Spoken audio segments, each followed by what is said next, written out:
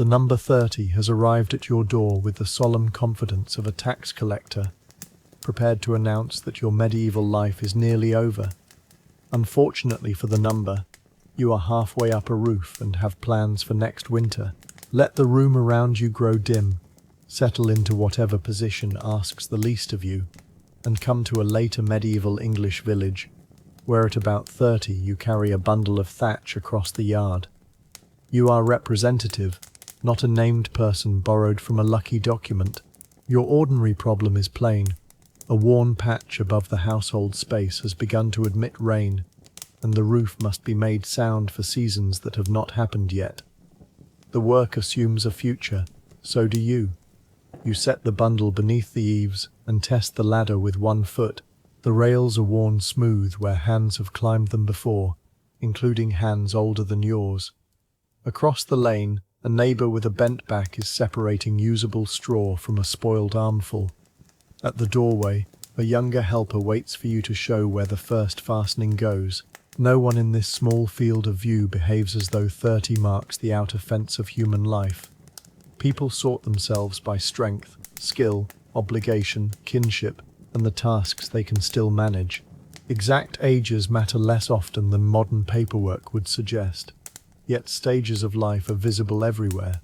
You have already been a child, a learner, a new adult, and a person trusted with work that must endure. Today you are the one expected to judge the damaged patch. The roof does not consult a life table before leaking, and it has chosen a section just awkward enough to require the full committee of ladder, helper, neighbour, and patience. You press the lowest rung again. It holds. That modest result is the first agreement of the day. The lane itself supplies the contrast. An older adult advises from firm ground. A younger one waits to learn. And you occupy the middle position where judgment and effort are expected together. You climb until your shoulder is level with the damaged surface. The old covering is not one uniform substance. Some stems are dark and soft from weather. Others remain firm beneath the outer layer, and the exact material would vary with region, crop, custom, and what a household could obtain. It is safer to imagine a traditional thatched roof than to declare that every English village used the same straw in the same way. You ease out a loose handful and pass it down. The younger helper catches most of it. 1 wisp lands in the yard and is immediately claimed by a hen, which has mistaken roof maintenance for a distribution scheme. You inspect the exposed patch instead of negotiating. Historic roofs sometimes preserve older thatch beneath later coats, a reminder that repair is often an accumulation rather than a clean beginning. Your task is similar. Remove what has failed, keep what remains useful, and add enough sound material to carry rain away. Nothing about the action belongs to a person expecting the calendar to end at 30. It belongs to someone balancing today's labour against several coming seasons. The prepared bundle also represents work done before the climb. Cutting or gathering suitable material, sorting it, carrying it, and preserving it until repair was possible. The roof's future rests on a chain of adult decisions. A modern chart may place a low number beside the words medieval life expectancy. The chart can be accurate within its definitions and still be misunderstood in ordinary speech. You pull another damaged tuft free while the distinction begins with something simple. Life expectancy is an average. It is not the age selected by the largest crowd, and it is not a promise printed for each person at birth. If 5 lives end at very different ages, their ages can be added and divided, even though no one dies at the resulting number. The average describes the group under particular assumptions. It does not schedule the individuals. You would find this obvious if the village mill produced an average sack weight and someone insisted that every sack must weigh exactly that amount. Yet attach the same arithmetic to human lives, place the result beside a dramatic picture, and 30 starts wearing an official hat. Your hand reaches the sounder layer. You test it with your fingers and leave it in place. The number above the village must be treated with the same care. First ask what population it describes. Then ask from what age the counting begins.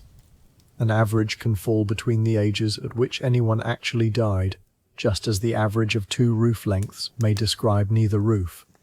The result is real, but its meaning depends on the question asked. You descend for the first prepared bundle. At ground level, the household looks less like a statistic and more like a set of overlapping lives. A child carries short lengths of cord and is trusted mainly not to knot them into one heroic problem. The younger helper can climb, but still looks to you before cutting. The older neighbor no longer wants the ladder yet can identify bad stems faster than anyone in the yard. Each person has reached a different point in the life course, and each contributes differently. Now imagine calculating an average from birth in a population where many lives end in infancy or childhood. Those early ages enter the calculation as very small numbers. They pull the mean downward strongly.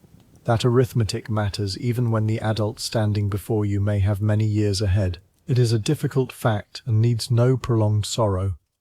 Here, it is enough to understand the shape of the calculation and the incompleteness of the evidence. Records often missed children, and cemetery samples can miss them too, because burial practice and preservation are selective. Even the low beginning of the average is difficult to measure precisely.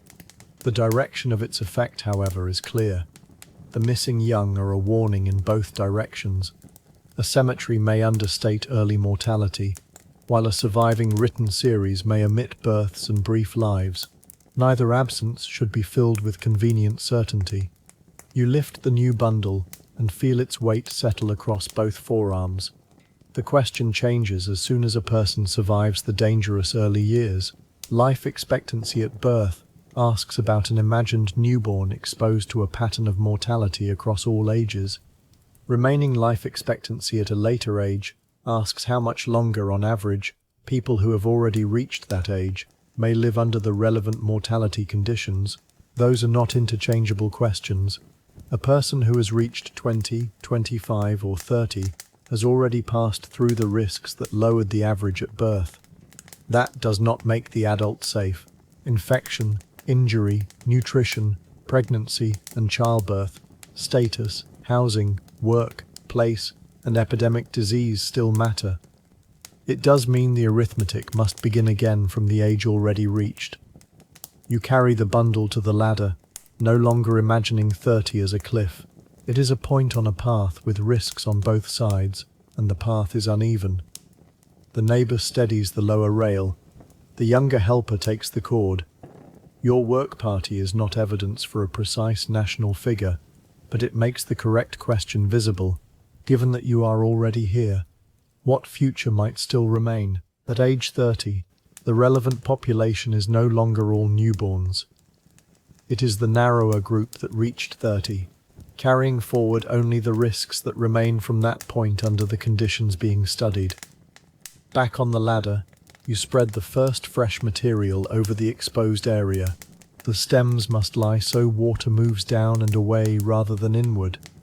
Averages require the same attention to direction. Start from birth, and early mortality weighs heavily. Start from age 25, and every member of the group has already survived to 25. Historians studying late medieval institutions therefore calculate life expectancy at age 25, when the records permit it. The result concerns years remaining after that age, not years lived from birth. It also concerns a selected group: monks, scholars, nobles, tenants recorded in a court roll, and bodies recovered from one cemetery each reveal something different. None can stand alone for every woman and man in medieval England. You tuck the lower edge into place and ask the helper for a fastening. The helper offers two, tangled together with such determination that they appear to have entered a lifelong arrangement. You separate them patiently. The evidence also comes entangled: age at entry, social position, institutional routine, migration, missing deaths, and the simple survival of documents all affect what can be calculated. A careful answer begins by refusing to call these groups identical. A college sample may begin with admission, a monastic sample with entry to a house, and a cemetery sample with burial in a chosen ground. Their starting gates are different before any calculation begins. You secure the first section and sit back on your heels. Below, the yard offers a quiet demonstration. The smallest child remains outside the calculation at your table because no imagined death is needed. The point is simply that a birth-based average includes every newborn, including those who do not reach the ages visible here. Your work party, by contrast, is conditioned on survival to its present ages. If you calculated the future only for the adults in the yard, the starting line would be different. This is why a population can have low life expectancy at birth and still contain middle-aged and old people. It is also why the phrase "people died at 30" is so misleading. Some died long before, some died near that age, many adults died later. The distribution was broad, and mortality was never evenly spread across the years. You run your palm over the tide section. It is not finished, but rain would now meet resistance where it found softness this morning. The first practical result sits under your hand. The first historical result is nearly as plain. The number 30 describes an average under a particular definition. It does not describe the moment at which your adult body is expected to stop. The distinction changes the person on the roof. You are not standing beyond the normal human span. You are an adult whose remaining years cannot be read from a birth average. You shift to the next worn patch, and the contradiction can now be answered directly. No, people in medieval England did not normally reach 30 and then die because their allotted span had expired. A low life expectancy at birth was an average pulled down sharply by mortality in the earliest years. For a person who had already survived childhood and reached adulthood, remaining life expectancy was a separate calculation, and the future could extend well beyond 30. It was not guaranteed, and it was not modern. Adult dangers remained severe and varied by sex, status, health, work, place, and decade. But 30 was never an expiry date. It was possible to be 30, responsible for a roof, answerable for a household, learning from older neighbours, and teaching someone younger. Only if these evenings genuinely do you good. Please like or subscribe, and tell me where you are listening from and what hour it is there. Then your hand returns to the roof. You draw the next bundle into position. The false deadline has been removed. But the harder and more interesting question remains. How long adult life might continue depended on the world around this particular adult, not on one number pasted over 1,000 years. The helper holds the bundle steady while you set the first edge. Your hands have returned to the same physical problem without turning the answer into a slogan of effortless survival. You begin fastening the second patch, while the village around you prevents the answer from becoming too cheerful. A cut that turns foul, a fever that spreads through a household, a fall from a cart, a difficult birth, a failed harvest, or an epidemic wave could shorten adult life. Medieval adults did not enjoy modern antibiotics, sanitation systems, obstetric care, vaccination, or emergency services. Mortality improved at adult ages in later centuries as well as in childhood. So it would be wrong to explain every difference between medieval and modern longevity with infant mortality alone. The correction is narrower. Adults were not scheduled to die at 30, yet adult life remained materially dangerous. You keep one knee against the roof and pull the fastening tight. The task itself carries risk, though not invented drama. A wet surface, a poor rung, or a careless cut would matter. The older neighbour calls up a warning about the edge. You move your foot. Statistics become more useful when they preserve that unevenness. They should not flatten danger into a joke, and they should not flatten survival into a miracle. They help you see that the adult on this roof has already crossed some hazards and still faces others. The household's caution is built into every movement. Tools are passed rather than tossed. Wet footing is tested, and the older neighbour's warning is treated as knowledge rather than background noise. The difference matters most in tone. Correcting the average should make you see an adult more accurately, not make the hazards vanish. The roof remains high, the footing damp, and the household dependent on careful work. The helper climbs 2 rungs and passes up a wooden tool. You show where pressure should be applied and where it would split the material. Teaching is another quiet wager on time. The lesson matters because the helper may repair this roof again, or another roof, after your hands have stiffened. Medieval communities contained such transfers of skill because they contained adults at different stages, including people well past 30. Surviving skeletons make that visible, though cautiously. Historic England's work includes young, middle-aged and older women from medieval Warham Percy. The categories are broad. A skeleton does not carry a parish certificate folded beneath the ribs, and age at death becomes harder to estimate precisely in adulthood. The evidence can show that older adults existed and can reveal patterns of health and wear. It cannot always supply an exact birthday. You angle the tool and let the helper copy the motion. The first attempt is too shallow. The second sits better. No named villager has been invented here, but the action rests on ordinary requirements of skilled work. Someone learned, someone taught. A household expected repairs to outlast the person doing them. The roof, unlike the myth, has room for succession. The lesson takes time, because the result must survive after the teacher steps away. A fastening that holds only under supervision is not yet a learned fastening. You send the tool down and inspect the join between old and new material. Cemetery evidence can also mislead when treated as a complete census. At West Heselton, an early medieval cemetery in North Yorkshire, more than half the examined remains survived only as fragments of bone or teeth. Many could not be classified even as adult or juvenile. No perinatal remains, and only 1 infant were represented, most likely because of burial practice. Adult ages often rested on dental and skeletal indicators expressed in ranges. A cluster in one range is therefore not a neat graph of everyone who lived nearby. It is the result of who was buried there, whose remains survived, what was excavated, and what could be estimated. The point enters your day briefly and then leaves. You press a ridge of thatch flatter so water cannot lodge behind it. A single cemetery is like one exposed section of roof. It can show materials, damage, and workmanship, but it cannot reveal every layer of every house in England. Historians compare many kinds of evidence because each one has edges.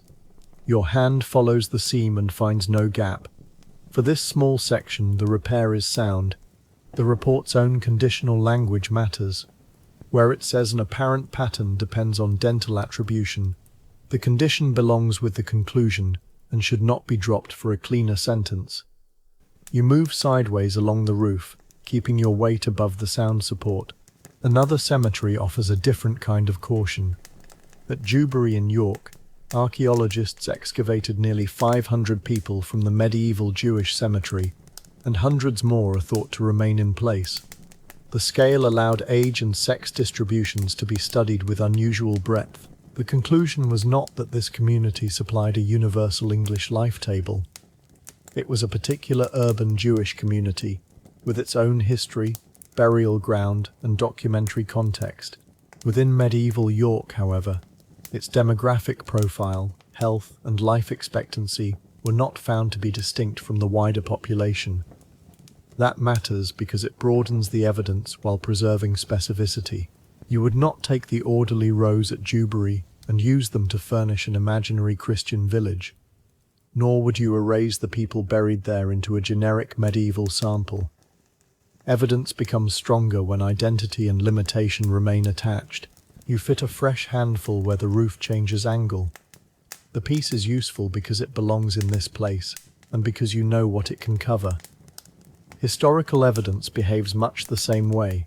A large sample can answer more than a small one, but it still has a location, a community, and a boundary. The cemetery's later reinterment and continuing sacred status also matter to how the evidence is handled. The people are not specimens detached from community memory. The older neighbor asks whether you have enough material for the upper edge. You count the remaining bundles, then count again because the first total was interrupted by the hen returning with an interest in structural policy. There is enough if the sound layer continues beneath the next strip. The calculation resembles historical reconstruction in one useful respect. What survives determines what can be estimated. Before systematic parish registration, late medieval England does not offer a complete series of births and deaths from which a national life table can simply be read. Historians turn to institutions, estates, biographies and burials because those are the records available. Each source has a denominator problem. We may know who entered a college, but not always where every person went. We may know who held land, but not every servant or lodger in the household. We may recover burials, but not everyone who lived in the settlement. You divide the bundles into two piles, one for the upper edge, and one for repairs around the smoke opening. This practical partition works because the roof is in front of you. The population of medieval England is not. Careful history therefore offers ranges, comparisons, and changes over time more readily than one polished number. Your two piles are practical categories, not a complete inventory of the roof. In the same way, a surviving series can be internally orderly, while leaving large parts of the population outside its frame. A complete count would require births, ages, deaths, and movements across a defined population. The surviving medieval record rarely supplies all four together, so every estimate begins with choices about what can be observed. You climb higher and notice that the village sounds have changed with the morning. A cart passes beyond the lane. Someone calls from a garden plot. The neighbour's breath comes slower after carrying a bundle, so you take the next one yourself. Age is present not as a single boundary, but as a changing relation between capacity and task. A strong older adult might outwork a younger person at one job and avoid another. A woman who survived repeated pregnancies had faced risks different from a man doing seasonal transport. A tenant with reliable food and shelter did not share every hazard with a landless worker moving between employments. A scholar in a college slept, ate, and mixed with people under institutional conditions unlike those of a rural household. Towns brought density, traffic, trade, and infection patterns unlike dispersed settlements. No one exact life expectancy can honor all of these differences. You place the bundle close enough to reach without twisting. The modern caption would prefer one number, because one number sits neatly beneath an image. Medieval life declines the invitation. It keeps arriving with variations in sex, status, occupation, housing, region, and year. The result is less tidy, but it is closer to the lives actually lived. The adult future therefore appears as a range of unequal possibilities. Averages can compare those possibilities across groups, but they cannot make the differences disappear. You loosen a cord that has bitten too deeply into the new layer. Pulling harder would not improve it. The same restraint is needed with numerical estimates. A study of English and Welsh nobles can show adult deaths well beyond 30 and changes across centuries. It can also show how battle and plague affected elites differently from the wider population. What it cannot do is transform noble households into ordinary villages. Famous kings are even less suitable. Their birthdays, marriages, illnesses and deaths are unusually visible because power-generated records. Their food, travel, exposure to violence, medical attendance and political danger were unusual too. A string of royal ages may be memorable, but it is not the national distribution. You ease the cord back, reset the material, and tie it with less force. The right conclusion uses elite evidence for what it can demonstrate. Adulthood often continued beyond 30, and adult longevity changed over time. It does not use that evidence to promise a peasant the lifespan of a well-documented lord. The roof holds because each fastening does an appropriate amount of work. The argument holds for the same reason. No source is asked to bear more weight than its construction allows. Named elites are useful for proving that adulthood often continued past 30. They are poor guides to the frequency of that survival among households whose names were not preserved with equal care. At the upper edge, you find the old work sounder than expected. The hidden layer has stayed dry, protected by material above it. You leave it undisturbed and add only what the weathered surface needs. Historical populations also contain hidden survival. Written sources tend to brighten the named, landed, male, literate, institutional, and litigating parts of society. Quiet adults who never entered a surviving dispute or account can disappear from the page without disappearing from their own communities. A person may marry, work, care, teach, witness, and grow old while leaving only an indirect trace. This is why absence from a record is not proof of early death. It may mean migration, missing documents, a change of name, a record made elsewhere, or no institutional reason to write the person down. You check the ridge with both hands. It has done its work without attracting notice, which is generally the preferred career of a roof. The adults missed by biography deserve the same ordinary possibility. They are not evidence for unlimited longevity. They are a warning that surviving names are a filtered sample. The village was fuller than the archive, just as the roof contains more layers than its weathered face first reveals. The quiet layer beneath your hand survived because later work covered it. Human lives can be similarly obscured by the records laid above them, visible only through consequences rather than names. You ask the helper to bring a smaller bundle for the smoke opening. The request travels down the ladder, across the yard, and back through 3 people before the correct bundle appears. A medieval household often worked through such chains of dependence. The adult at 30 could be a spouse, parent, sibling, tenant, craft worker, juror, servant, or neighbor, sometimes several at once. These roles did not prove long life, but they show why adulthood cannot be represented as a brief waiting room before an expected death at 30. Landholding practices make the forward view especially clear. On many manors, tenants expected heirs to succeed them, and transfers were recorded through surrender and regrant. People leased, exchanged, inherited, and arranged land because the future had practical shape. The lord's ultimate ownership and the limits of unfree tenure remained real. So did local procedure, juries, and the security many tenants worked to preserve. You receive the smaller bundle and wedge it beside your knee. Roof repairs, land transfers, training, and household stores all assume later consequences. Medieval people knew death could interrupt plans. They planned anyway, because uncertainty is not the same as an expiry date. A transfer entered in a court roll might carry a holding across generations. The entry is evidence of legal expectation and social planning even when the future did not unfold exactly as intended. The court's expectation that heirs or successors might hold land gives adult life a forward legal shape. It does not predict survival, but it shows that institutions planned for continuity beyond one person's immediate labor. The smoke opening requires careful spacing. Too tight, and smoke will seek another path. Too loose, and rain will find one. You arrange the material around the gap while considering another source of variation, decade. The broad label Medieval England covers centuries in which harvests, climate, warfare, local disease, and epidemic outbreaks changed mortality conditions. Cambridge research on monks and scholars found that remaining life expectancy at age 25 could fall sharply in particular periods, and later recover. Even the closed communities did not move in identical patterns. A person reaching adulthood before one mortality crisis faced a different immediate horizon from a person reaching it after conditions changed. This does not make the estimates useless. It makes them historical. The number is not a decorative property of the Middle Ages, like a label tied permanently to the period. It is a result produced by age-specific risks in a population at a time. You leave a measured gap around the opening.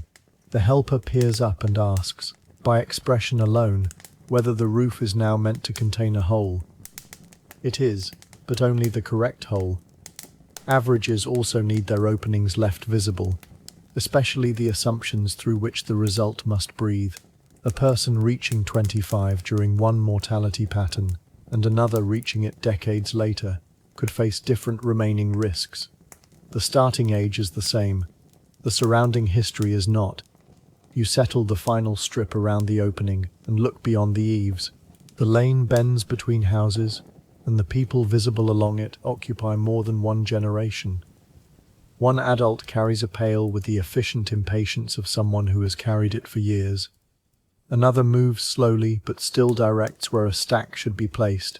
A younger worker hurries, then returns because hurrying did not include remembering the tool. These are imaginative details, kept low stakes and plausible, not a claim that a particular village was observed on a particular date. Their historical purpose is modest. Communities that recognized adulthood, inheritance, widowhood, service, seniority, and old age necessarily contained people who moved through stages beyond 30. Cultural evidence from early medieval England explicitly examines how childhood, puberty, adulthood, and old age were identified and related. Those categories do not give us mortality rates. They do show that 30 was not synonymous with old age. You turn back to the roof. The morning has made the error behind the number feel increasingly strange. A person informed that they are statistically dead may still have smoke to vent, rent to consider, a helper to teach, and an older neighbour correcting the angle of the ridge. The lane's mixed ages are not a census. They are a restrained staging of what the sources allow. Adulthood, old age, and intergenerational work all belonged to the medieval life course. You descend to drink and rest your hands. The older neighbour examines the repaired lower patch from the yard, then points to one edge where the line rises too quickly. Experience has noticed what your closer view missed. The correction is small, but it carries the social meaning of older adulthood more clearly than a list of celebrated long lives would. Older people were not everywhere, equally secure, or always able to work. Survival into later life was less common than it is now. Yet old age existed as a recognized condition, and older adults could hold knowledge, status, property, obligations or dependence within households and institutions. The neighbor's advice does not turn age into wisdom by magic. It shows one practical route by which accumulated experience mattered. You drink, set the cup down, and prepare to climb again.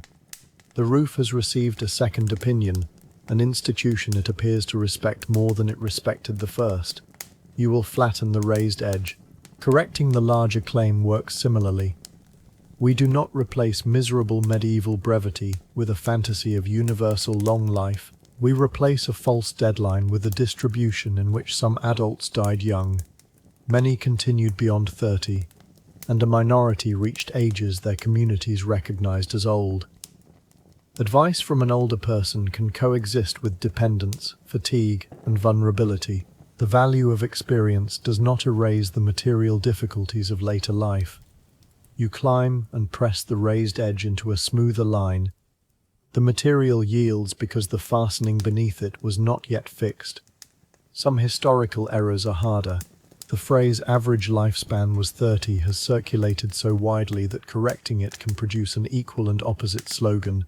If you survive childhood, you live to 70. That replacement is no safer. Remaining life expectancy varied widely, and a surviving adult still encountered high mortality at ages that modern populations often pass with little concern. A plague wave could alter conditions abruptly. Childbirth could end a woman's life even when many births did not. Infection could turn a minor wound serious. Nutrition, workload, and shelter were distributed unequally. The records for scholars and nobles cannot settle the prospects of labourers and village women. The corrected roofline is neither perfectly new nor hopelessly ruined. It is a repair made under limits. The corrected conclusion should feel the same. Reaching adulthood removed the arithmetic weight of deaths already survived, but it did not remove the material risks of medieval life. Your future extends beyond the false line at 30, though no honest account draws its far boundary for you. The corrected claim remains deliberately modest. It says the average was misread, not that medieval adults enjoyed modern survival, or that childhood alone explains every historical improvement. Modern mortality improvement reached adults as well as children, so the historical gap cannot be reduced to one cause. The correction survives this fact because it concerns interpretation, not a claim of equal longevity. The younger helper now takes your place on the lower rungs while you stand beside the ladder. You guide the angle of a fastening and watch the hands repeat the movement. This shift matters because mortality history is not only about endpoints, it is also about the time available for roles to develop. A 30-year-old might have years of adult experience behind them and obligations stretching ahead. Marriage ages, household formation, service, and inheritance varied, so no single life course fits everyone. Still, the distinction between a newborn average and an adult remainder changes how we imagine work. The person before you is not a brief exception lingering after the natural end. You are in an ordinary adult phase, competent enough to supervise and young enough, perhaps, to be supervised by someone older. The helper tightens the fastening too far. You ask for half a turn back. The request is obeyed with the solemn reluctance of a person who had just become proud of the first result. The second result is better. Skill grows through these small reversals, so does historical understanding. A number first appears decisive, then becomes more useful after its definition is loosened and retied. Your supervision also reveals that adult competence develops over time. A person near 30 may already possess years of practiced judgment while still receiving correction from someone older. You walk to the far end of the house and look for sagging along the eaves. The roofline is uneven because handmade structures, settlement, repair, and weather leave their history in the shape. Populations also resist a straight line. Averages compress variation, which is useful when comparison is careful. They become misleading when compression is mistaken for uniformity. One village may suffer a local outbreak, while another does not. A crowded town may expose adults differently from a rural settlement. A religious house can impose routines that protect against some hazards and intensify others. Wealth can improve food and shelter, while elite warfare introduces dangers most villagers never face. Women and men may encounter different work and reproductive risks. The same community can change after famine or plague. You sight along the eaves again. The remaining dip is old but stable, and today's leak lies elsewhere. Not every irregularity requires correction. Likewise, the old claim does not need one replacement number. It needs the right interpretation. Life expectancy around 30, when such an estimate is offered for a historical population, is a summary from birth. It is not the typical adult age at death, and it cannot answer how long a 30-year-old has left without age-specific evidence. The straight-looking caption is easier to remember than the uneven roofline.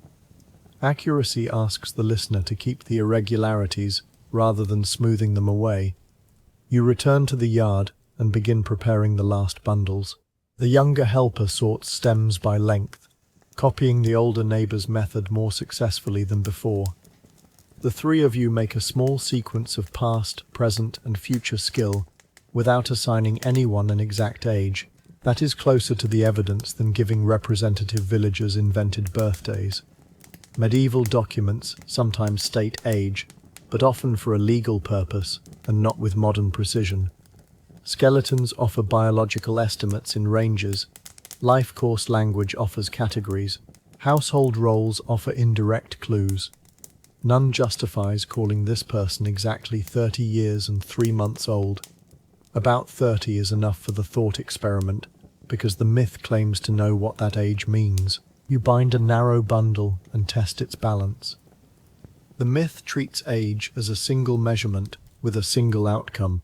The sources reveal several different things: chronological age when recorded, biological age estimated from remains, social age expressed through roles, and demographic expectation calculated from a group. These overlap, but they are not identical. You pass the bundle upward.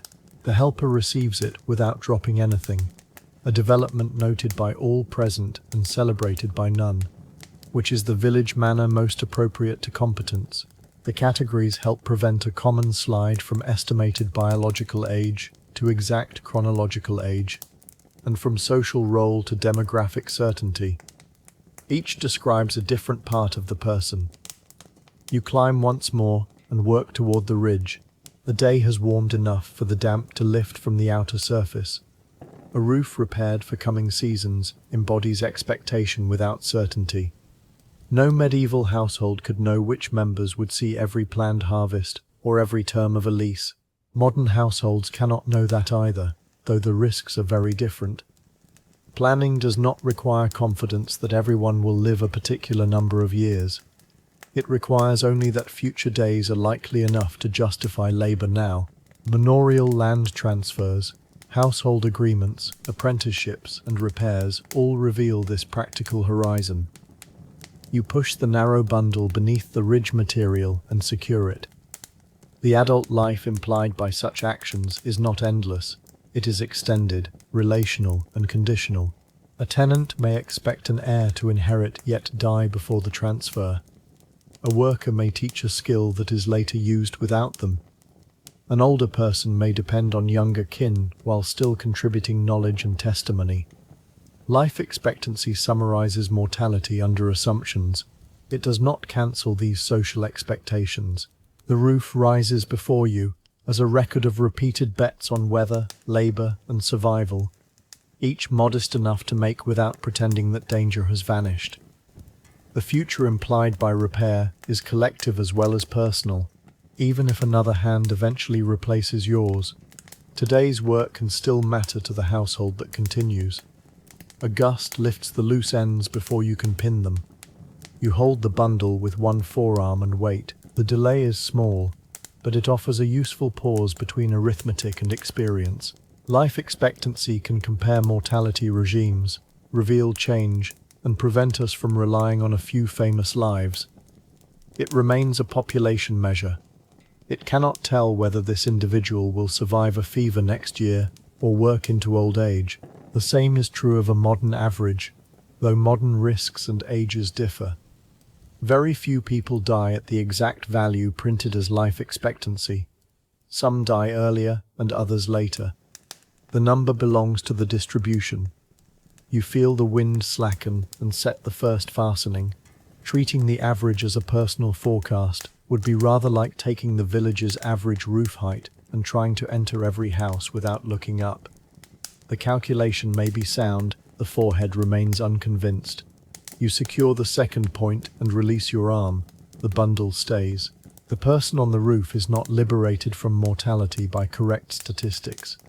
You are liberated only from one bad interpretation, which is enough to make the village look more human and less like a row of 30-year deadlines. The comparison does not weaken statistics. It restores their proper scale.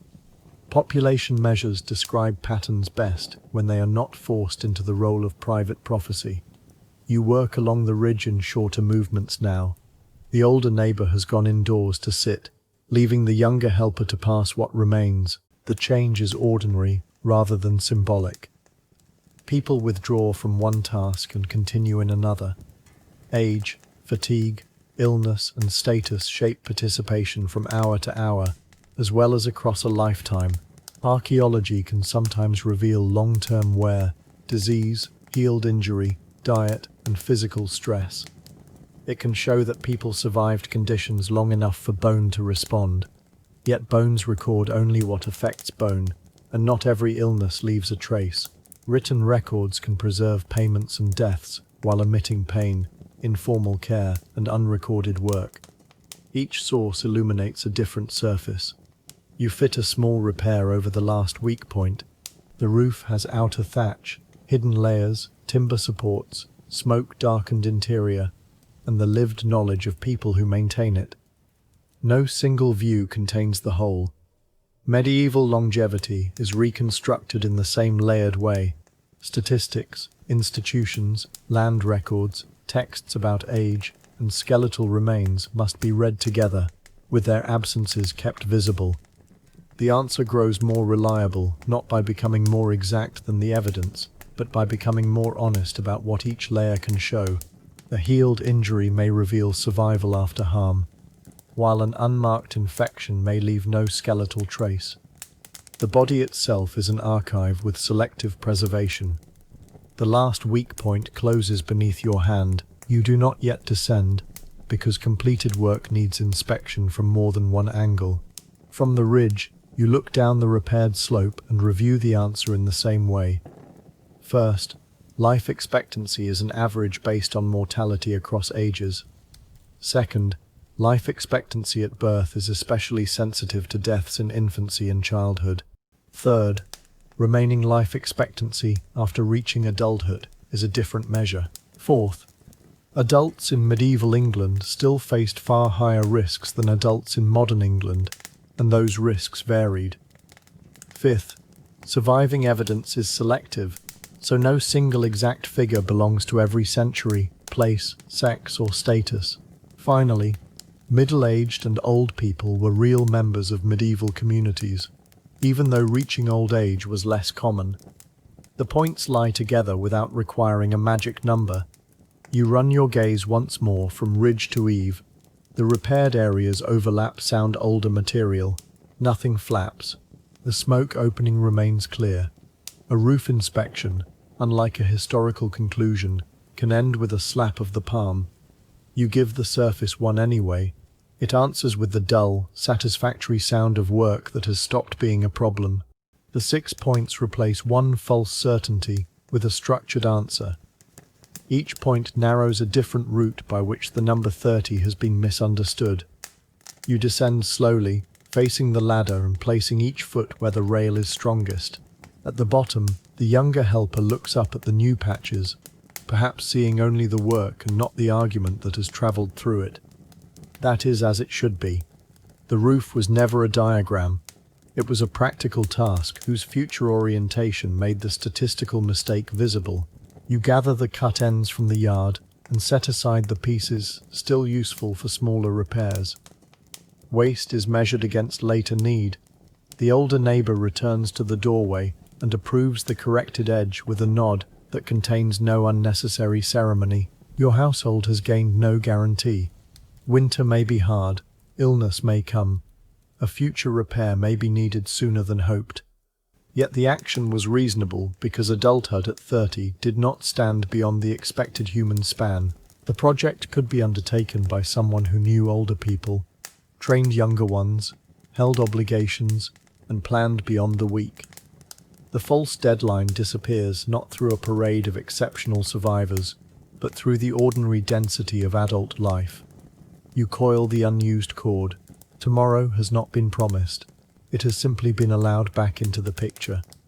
The coiled cord is kept because future need is ordinary, not because the household possesses a guarantee. Planning and uncertainty occupy the same room without contradiction. You carry the spare material under cover. Inside, the light is lower and the roof's underside shows where older repairs were tied to the supporting frame. Some bindings are recent, some dark with age, and none carries the name of the person who made it. The house remembers labour without preserving biography. Medieval demographic history often begins from that imbalance. Great households and institutions may name people repeatedly. Ordinary structures and fields preserve the consequences of work more readily than the workers. This is one reason a confident national number should make us cautious. The archive does not contain every life in equal detail. It contains administrative needs, legal disputes, property, membership, burial, and the accidents of survival. You hang the spare cord from a peg and place the short stems where they will stay dry. The completed repair has moved from urgent task to household background. In time, someone may add another layer without knowing exactly who tied this one. That anonymity does not make your adult future imaginary. It reminds us that the people most likely to be missing from named records were still present in households, lanes, workshops, fields, and generations of repair. Anonymous workmanship is especially important for ordinary history. The absence of a signature does not reduce the years of experience required to make the repair hold. A meal is set out while rain begins lightly against the renewed surface. You listen for the sound that marked the leak, and do not hear it. The absence is practical evidence, though one shower is not a lifetime test.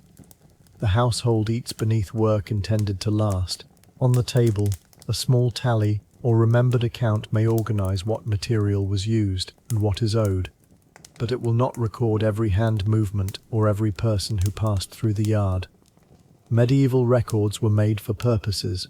A manor court needed land transfers, dues, disputes and decisions. A college needed admissions, stipends, provisions and accounts. A household might preserve a charter or agreement when property required it. None set out to satisfy a future historian asking for a complete population register. You break bread and look once toward the darker patch where water used to gather. It remains dry. The question has been answered before you leave the house. 30 was not the age at which medieval English people normally drop dead. It was a misunderstood average from birth, and the adult beneath this roof had a future that was uncertain, dangerous, and genuinely open. The dry patch is a small test with a clear result. It cannot prove decades, but it can close the day's goal and allow the larger argument to rest. After the meal, you help place a shallow vessel beneath a different old stain, not because it is leaking now, but because households remember where trouble has been. Preventive habits live beside written ones. The faint marks by which institutions remember now come into view. Somewhere in late medieval Cambridge, a clerk will open a book containing names that survived because a college needed to know who entered, who received support, who departed, and what was paid. The book will be meticulous within its purpose and incomplete beyond it. Your roof shares that quality. The new bindings are exact where the patch required them. They say nothing about the neighbour's advice, the helper's second attempt, or the hen's unauthorised acquisition. You set the vessel back on its shelf. The house grows quieter under the rain. The ordinary adult of about 30 remains neither a statistic nor a hidden saint of longevity. You are simply a person in the middle of obligations, with some risks survived and others ahead. The roof work can settle because its task and promise are complete. The vessel on the shelf and the tied notes in the next room share one quality. Each remains because someone had a practical reason to preserve it. The rain settles into an even sound and the roof holds. On a peg, the spare cord waits for another repair. Near the doorway, the younger helper repeats the fastening motion with empty hands, fixing the lesson in memory.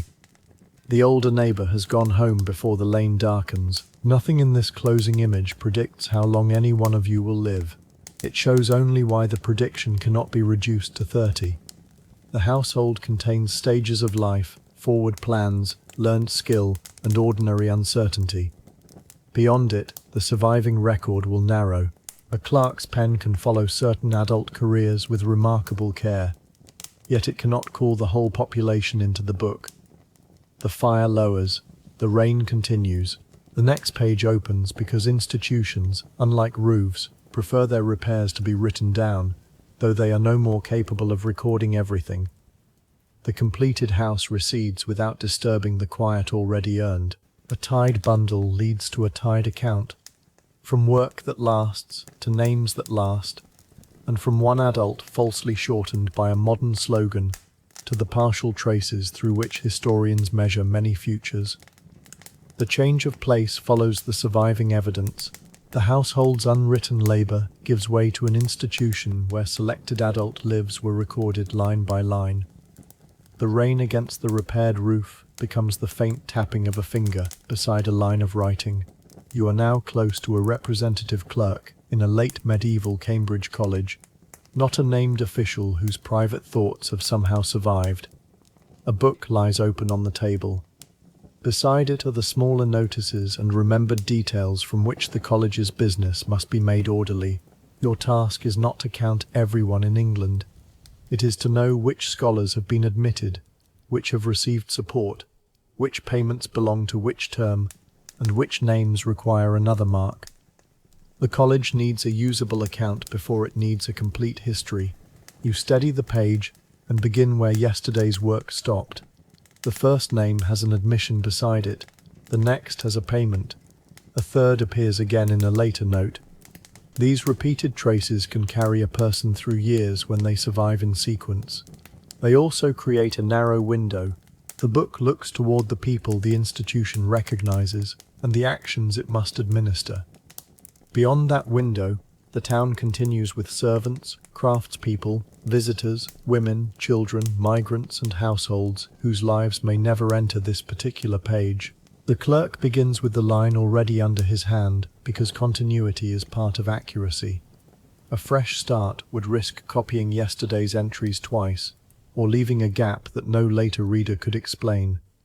You draw one loose note closer and compare its wording with the entry already made. The ordinary goal is reconciliation. A person should not receive the same allowance twice because two scraps arrived by different hands, nor should a legitimate payment vanish because the clerk was interrupted. Accuracy matters, but its borders are institutional. If a scholar leaves, the college may record the departure, a final payment, or the appointment of someone else. If the scholar later appears in a biographical register, a historian may connect the stages. If he moves quietly into a career that leaves no surviving trail, the line may end without a death. You mark the amount and place the note aside. The record is simultaneously precise and incomplete, a condition the book endures with greater composure than most modern readers. It can tell you what the college paid on a day or in a term. It may not tell you why someone coughed, whom he supported outside the walls, or where he went after the last entry. The clerk's competence does not fail because the future asks a question the office was never created to answer. The office's priorities determine the shape of survival. A payment noted precisely may outlast a person's unrecorded move, illness, marriage, or household change, making financial continuity easier to see than personal continuity. You continue down the page, and the names begin to form a group with one valuable property. They entered the same institution through a process that generated records. That gives historians a possible denominator, or at least a defined starting population. Admission registers and accounts can show who belonged, when support began, and sometimes when it stopped. Later career sources can extend the trail. With enough linked cases, mortality rates and remaining life expectancy at a chosen age may be estimated for the sample. The phrase for the sample must remain attached. These scholars were selected by sex, education, age, patronage, health sufficient to arrive, and the routines of college life. They did not include infants, most women, or the broad range of rural and urban adults. You copy a name carefully, leaving the spelling as the office expects it. A defined group solves one problem and creates another. It lets the historian calculate more confidently within the group, while making it tempting to generalize beyond the group. Your page offers a window with clear edges. The responsible reader learns from the view and does not pretend the wall has vanished. For demographic use, entry gives a lower boundary on observation, not a complete childhood. Every scholar in the sample has already survived the years before the college first noticed him. The cohort's apparent neatness begins only after earlier life has been filtered away. No infant or small child enters through the admissions list, so the measure naturally describes a later stage and cannot be read backward to birth. A bell marks activity elsewhere in the college, but your work remains with a missing amount. You trace the scholar's name through the entries above and below. The payment may have been made under a shortened form, entered in another account, or omitted. A missing mark does not automatically mean a missing person. This is one of the clerk's daily inconveniences, and the historian's larger caution. Administrative silence has many causes. Documents are lost, people migrate, names vary, offices change their habits. A person's connection to the institution may end while life continues elsewhere. Conversely, a continuing payment can sometimes outlast the event a later reader hopes it measures. You locate the amount in a second section and add a cross-reference. The solution is modest, and it changes no national estimate, yet the action shows why reconstructing a life requires linkage, not assumption. Cambridge researchers follow scholars through admission records, college accounts, and later biographical registers precisely because no single series contains the whole career. You close the loose note beneath a small weight. The page has become more usable, not complete. In this room, that difference is the foundation of honest calculation. A cross-reference preserves the difference between finding an entry elsewhere and inventing one where it was expected. That distinction will matter when many small decisions are combined into a rate. You turn to the next cluster of names. Some are easy to follow because the same office records them repeatedly. Others appear once and depart into uncertainty. A future database may align the entries, but the underlying asymmetry remains. Institutions notice people when rules require notice. The college records admission because membership matters, payment because accounts must balance, and office because responsibility must be assigned. It is less interested in the complete household worlds of the scholars. The clerk has been accused by no one of failing to document the entire population of England before dinner, which is fortunate because dinner would win.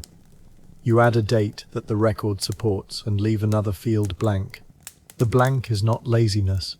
It is a statement that the information is absent or unresolved.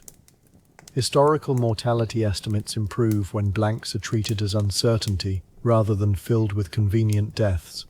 This is especially important in periods before parish registers provide broad, continuous records of baptisms, marriages, and burials. The late medieval page can be rich, exact, and narrow all at once. You sand or wait for the writing to settle, then move your hand away before the line is spoiled. Leaving the field empty also allows later evidence to enter without contradiction. A confident guess would harden into data and become difficult to distinguish from the original record. The settled line now joins the college's longer memory. A scholar admitted years ago may later be found in a register of university careers or in records of an office elsewhere. When those traces connect securely, the adult career lengthens on the historian's page. This is how selected populations can reveal deaths and survival beyond 30 without relying on a few kings. A group of scholars is still not ordinary England, but it contains repeated adult observations and a known institutional context. It can be compared with monks at Canterbury, Westminster, or Durham, and with scholars at Winchester or Oxford. The comparison is valuable precisely because the groups do not match perfectly. If their patterns differ, institutional environment and selection may matter. If several show change at roughly the same time, a broader mortality shift becomes more plausible. You stack two notes that refer to the same person and keep a third separate because the identification is uncertain. Similar names are not proof of identity. The small refusal prevents a false career from being assembled. Demographic history depends on many such refusals, quiet decisions not to turn resemblance into certainty. The book grows more reliable by remaining incomplete where the evidence remains incomplete. Comparison works best when the selection rules are explicit. Similar timing across unlike institutions can suggest a broader shock, while different severity warns that local routine and membership shaped exposure. You rise to fetch another account and pass a doorway through which a servant carries provisions. The servant's work supports the institution, yet his life may enter the accounts mainly as a payment, a role, or a quantity purchased. A woman supplying food or washing may appear under a transaction without a full biography. A child in the town may never touch the college record at all. The sample therefore misses people for structural reasons, not at random. It privileges those whose membership and careers the college tracks. Even within the walls, status determines visibility. You return with the book and set it beside the first. The two volumes do not widen the sample merely because they widen the table. They may deepen the same institutional view. This is why historians compare kinds of sources as well as quantities. Manorial rolls reveal landholding and local jurisdiction. Wills reveal property and chosen bequests among those who made and preserved them. Cemeteries reveal buried bodies shaped by place and practice. College accounts reveal institutional careers. Each source selects. Together they contest a conclusion, but they cannot summon every unrecorded adult into equal clarity. The servant passing the doorway makes the selection visible in human form. He belongs to the college's functioning without belonging to the scholar cohort used for the calculation. A supplier named once for a delivery may have a long local life that the college never needs to follow. Institutional visibility measures administrative contact, not the fullness or duration of the person's existence beyond that contact. The second book contains a sequence of provisions and payments that makes the college look almost self-contained. It was not. Food, fuel, clothing, labor, and information moved through wider networks. Closed community is a research description, not a claim that the gates sealed every influence outside. The phrase means that membership can be defined more clearly than in the surrounding population. That helps calculate exposure and outcomes for a group. It can also create institutional patterns. Shared rooms, common meals, rules, mobility, and age at entry may shape mortality differently from village households. Monastic routines differ again from scholarly ones.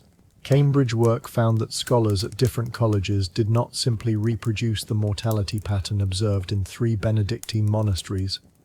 You compare 2 totals and find a discrepancy of 1 small item. The entire institution has not collapsed. 1 entry has moved to the next page, where it sits with the calm innocence of an object that has caused 20 minutes of work. You correct the subtotal. Comparison across institutions does the same kind of service on a larger scale. It reveals where a neat result may depend on the bookkeeping and life of one community. The second account may improve completeness within college business, yet it does not add babies, wives, casual workers or villagers to the observed membership. More pages are not automatically a broader population. You pause with the corrected subtotal and consider what another office would record. In a manor court, land transfers, inheritance, dues, disputes, and local decisions generated roles. Villagers could serve as jurors, establishing facts about holdings and custom. Tenants might surrender land into the lord's hands so it could be granted to another person. Such entries can reveal adult agency, family succession, widows' rights, and expectations that heirs would inherit. They can also reveal deaths when a holding changes hands. Yet the role is organized around tenure and jurisdiction, not a full list of residents. A landless laborer, lodger, child, or migrant may remain faint. Even a recorded tenant appears most clearly at moments the court considers actionable. You make a note that a payment belongs to an estate rather than the college household. The page has briefly opened toward the countryside. There, thousands of transfers on some manors created rich evidence of property movement. Rich evidence is not the same as universal coverage. The people easiest to trace are those tied to the legal matter the roll preserves. The clerk's book and the manor roll are both useful because their purposes are knowable. Manorial rolls can sometimes follow households over generations through tenure. They remain strongest on people whose rights or duties required entry, and weakest where no legal event called for a name. You read a line concerning a former holder and the person now responsible.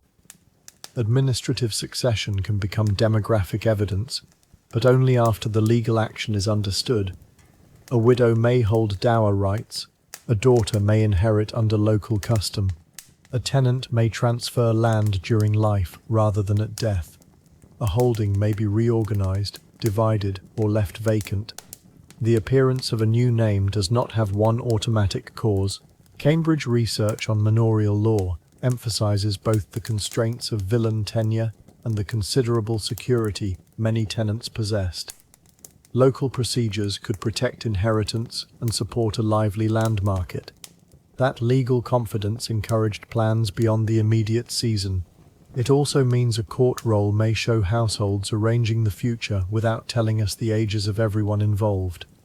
You copy the responsibility to the correct account and resist adding a reason the document does not state. The restraint keeps legal evidence from becoming an invented biography. For mortality research, each transfer must be read in context before it becomes a death.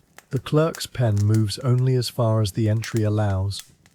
The unknown cause remains unknown, and the account is better for not pretending otherwise. A transfer during life can look identical to succession after death, if the surrounding form is ignored. Legal vocabulary and sequence therefore matter before demographic coding begins. The next name belongs to a person whose later office is well documented. Such careers tempt the historian because they form a clean line across several records. Elite and educated adults are easier to follow, and their age at death may be known with unusual precision. A large study of European elites shows adult lifespans changing across centuries and many English and Welsh nobles dying well beyond 30. It also shows why the sample is biased. Elite men faced battle at rates unlike the general population, while plague exposure and living conditions could differ as well. The named life is vivid, but not typical by virtue of being named. You place the well-traced career beside 3 shorter traces and refuse to let the longest line speak for all 4. A Book of Kings would be worse. Royal biography preserves dates because succession and power demanded them. It offers no representative village denominator. The clerk turns back to ordinary admissions. Here at least the selection process can be described, even if it cannot be erased. A sample becomes informative when its boundaries are part of the result, not a footnote quietly left outside the door. The long elite career belongs in a comparison table only with its selection label intact. Remove the label, and exceptional documentation begins to masquerade as ordinary survival. You total the admissions for a span of years. The count is not yet a mortality rate. To estimate mortality, researchers need to know the time people were observed, their ages or a defensible starting age, and whether departures can be distinguished from deaths. They need rules for uncertain identities and missing outcomes. The resulting figure describes the sample under those rules. It may then be compared with another institution or period. The process sounds technical when detached from the page, so you return to the clerk's immediate action. One scholar entered too late to belong in this year's total. You move the line downward. Another was counted twice under 2 forms of the same name. You merge the entries only because the surrounding details support the match. The total changes by 2. The work is less grand than announcing the lifespan of medieval man, and far more useful. A denominator is not found by staring sternly at the numerator. It is built from membership, time, and careful linkage. You close the first column with a small mark and leave space for review. The number now answers a defined administrative question. A later historian may adapt it to a demographic one, but only by keeping the definitions in view. The clerk's corrections are small enough to seem harmless. Across hundreds of cases, however, repeated duplicate names or misclassified departures would bend the result away from the population actually observed. You open the final section needed for the day's account. Here the lines stretch across a period in which mortality did not remain steady. Research on late medieval monks found a marked decline in remaining life expectancy at age 25, beginning around the 1430s, followed by signs of improvement later in the 15th century. Scholar samples showed change too, though not always with the same severity. This is a crucial result even when no national figure can be claimed. Adult mortality had a history. It could worsen and recover within the broad period modern speech compresses into medieval. The clerk does not know the later curve you can infer from many books. You know only that some names continue, some stop, and the institution's needs create the traces. You draw a line beneath the current term and compare it with the previous one. A short run can be distorted by chance, local outbreak, or missing information. Longer comparison steadies the view, yet the sample remains itself. The careful conclusion is directional. Mortality conditions for adults changed by decade, and different closed communities experience those changes differently. A fixed expiry age of 30 cannot survive that evidence.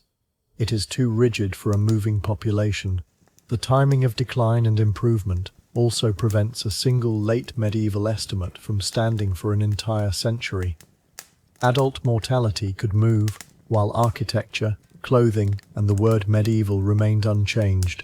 A decline beginning around the 1430s, in several institutional studies, is therefore not a timeless medieval condition.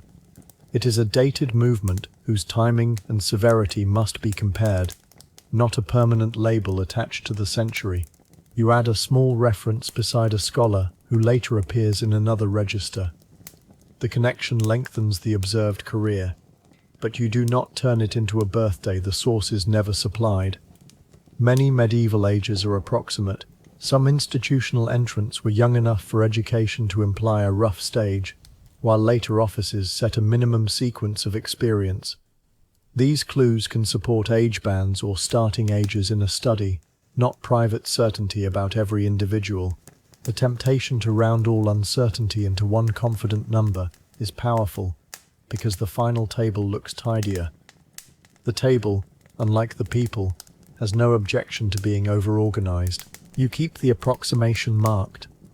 When researchers report life expectancy at age 25 for a scholar sample, that measure already conditions on survival and observation to that age. It should not be compared casually with life expectancy at birth, and it should not be carried into a village without qualification. You close the register after confirming the link. One adult life has become more visible. Thousands remain outside this chain of books. The result is not failure. It is a measured gain in knowledge with a border drawn around it. Approximate age is not defective evidence when the approximation is honest. It becomes defective only when a broad band is quietly converted into a precise birthday for easier calculation. The light on the table has shifted, and the letters near the spine require you to turn the book slightly. Visibility depends on angle even before interpretation begins. A future historian may possess a damaged volume, a copied extract, or a later register that summarizes earlier material. Every act of preservation introduces another selection. Some records survive because institutions endured. Others disappear through damp, fire, reuse, dispersal, or simple neglect. The absence of parish data for the late medieval period is therefore not a small inconvenience that one clever calculation can dissolve. It shapes the questions that can be answered. Closed communities offer unusually coherent traces because their administrators had reasons to maintain them. Estates preserve landholding because rights and revenue depended on memory. Cemeteries preserve those buried within particular boundaries. You turn the book until the last letters become clear, and copy only what you can see. One word remains uncertain. You leave it uncertain. The clerk's action is quiet, but it carries the same central discipline. A useful reconstruction does not pretend that missing evidence was present. It works from the surviving angle and states how narrow the view may be. A damaged edge or missing gathering may remove several consecutive entries, creating an apparent silence that belongs to the document rather than the people. Preservation history must accompany institutional history. You now have 3 totals that can be checked against one another. They do not agree at first. One includes an admission carried from the previous term, another excludes a person whose status was unresolved, and the third follows the cash rather than membership. None is wrong until its definition is forgotten. You write a heading above each total so the next reader will know what has been counted. Demographic measures require the same labels. Life expectancy at birth, remaining life expectancy at 25, average age at death among recorded adults, and median age among recovered burials are different quantities.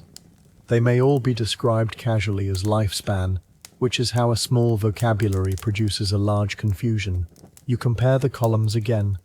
With headings restored, the disagreement becomes intelligible. The numbers were answering different questions and had been expected to attend the same meeting. You resist the urge to average them into piece. A national magic number for medieval England would often perform that kind of false reconciliation, blending populations, centuries, and starting ages until the result seems smoother than the evidence. The clerk's page teaches a gentler habit. Name the group, name the period, name the starting age, then say what remains uncertain. The headings restore the questions each total can answer. Once separated, the figures can be compared without pretending they are interchangeable. The vocabulary matters because each measure answers a different practical question. A birth average describes mortality from the beginning. An adult remainder describes survival after a threshold. And a burial distribution describes recovered deaths under archaeological selection. You check the last payment against the provisions account. The amount belongs to the correct term, and the day's main discrepancy is resolved.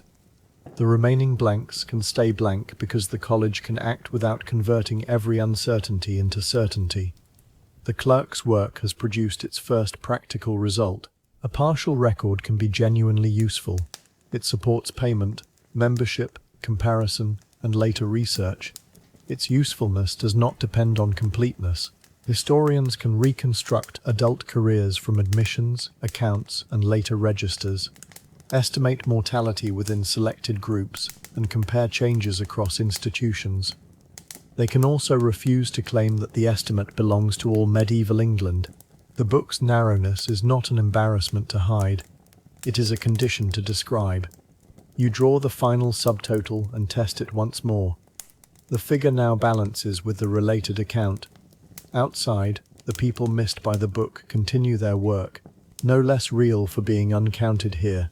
Inside, the named sample offers a careful range of adult experience. Between those two truths lies the answer.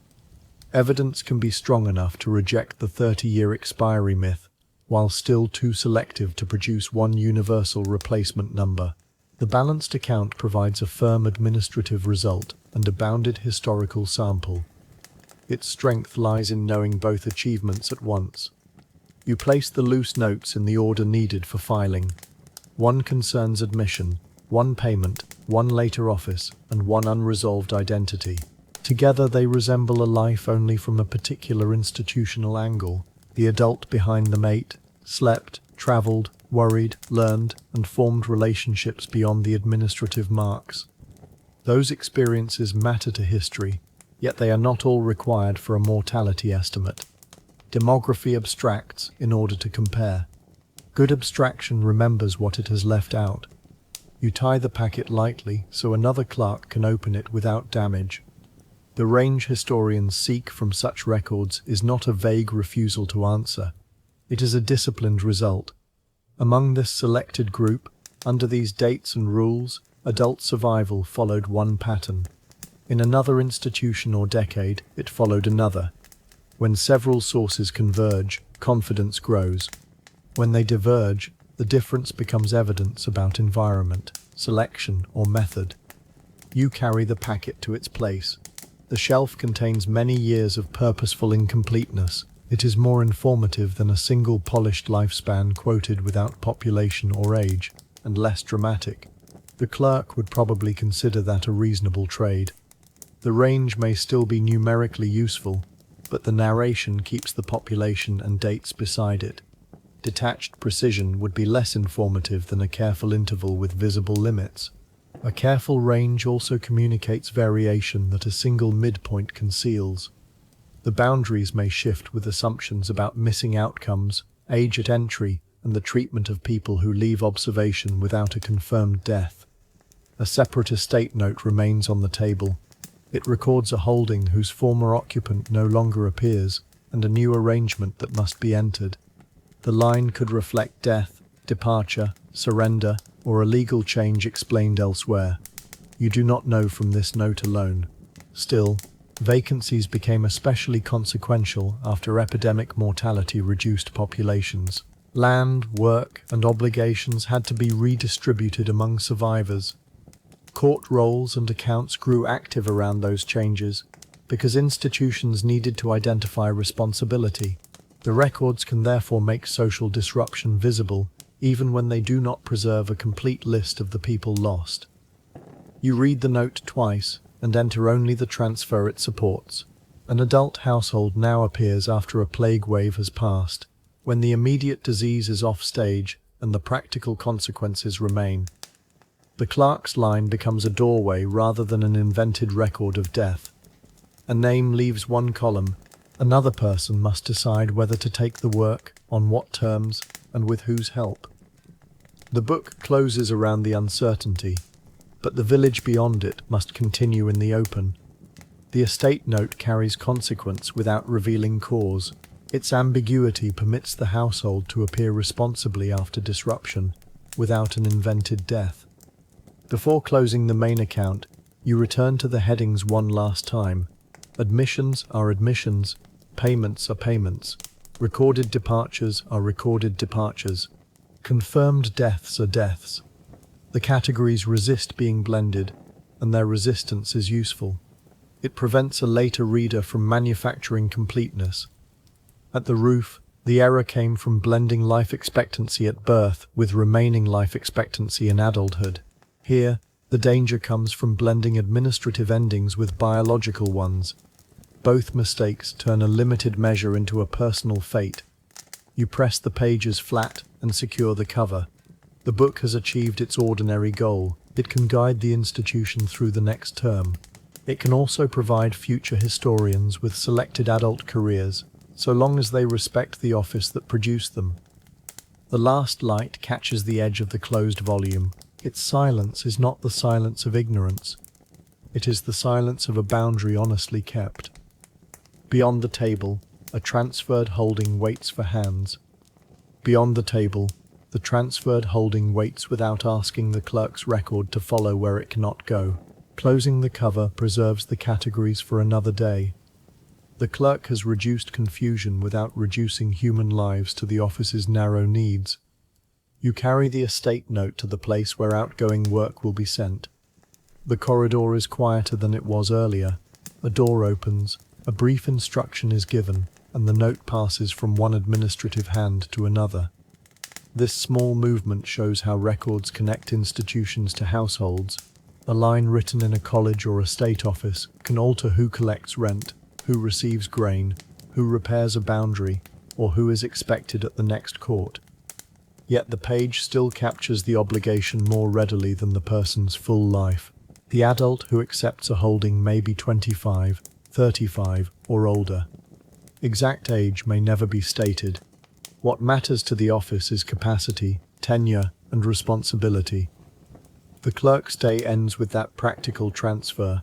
The book has not yielded the age at which medieval people normally died, because no such single age is waiting inside it. It has yielded something better.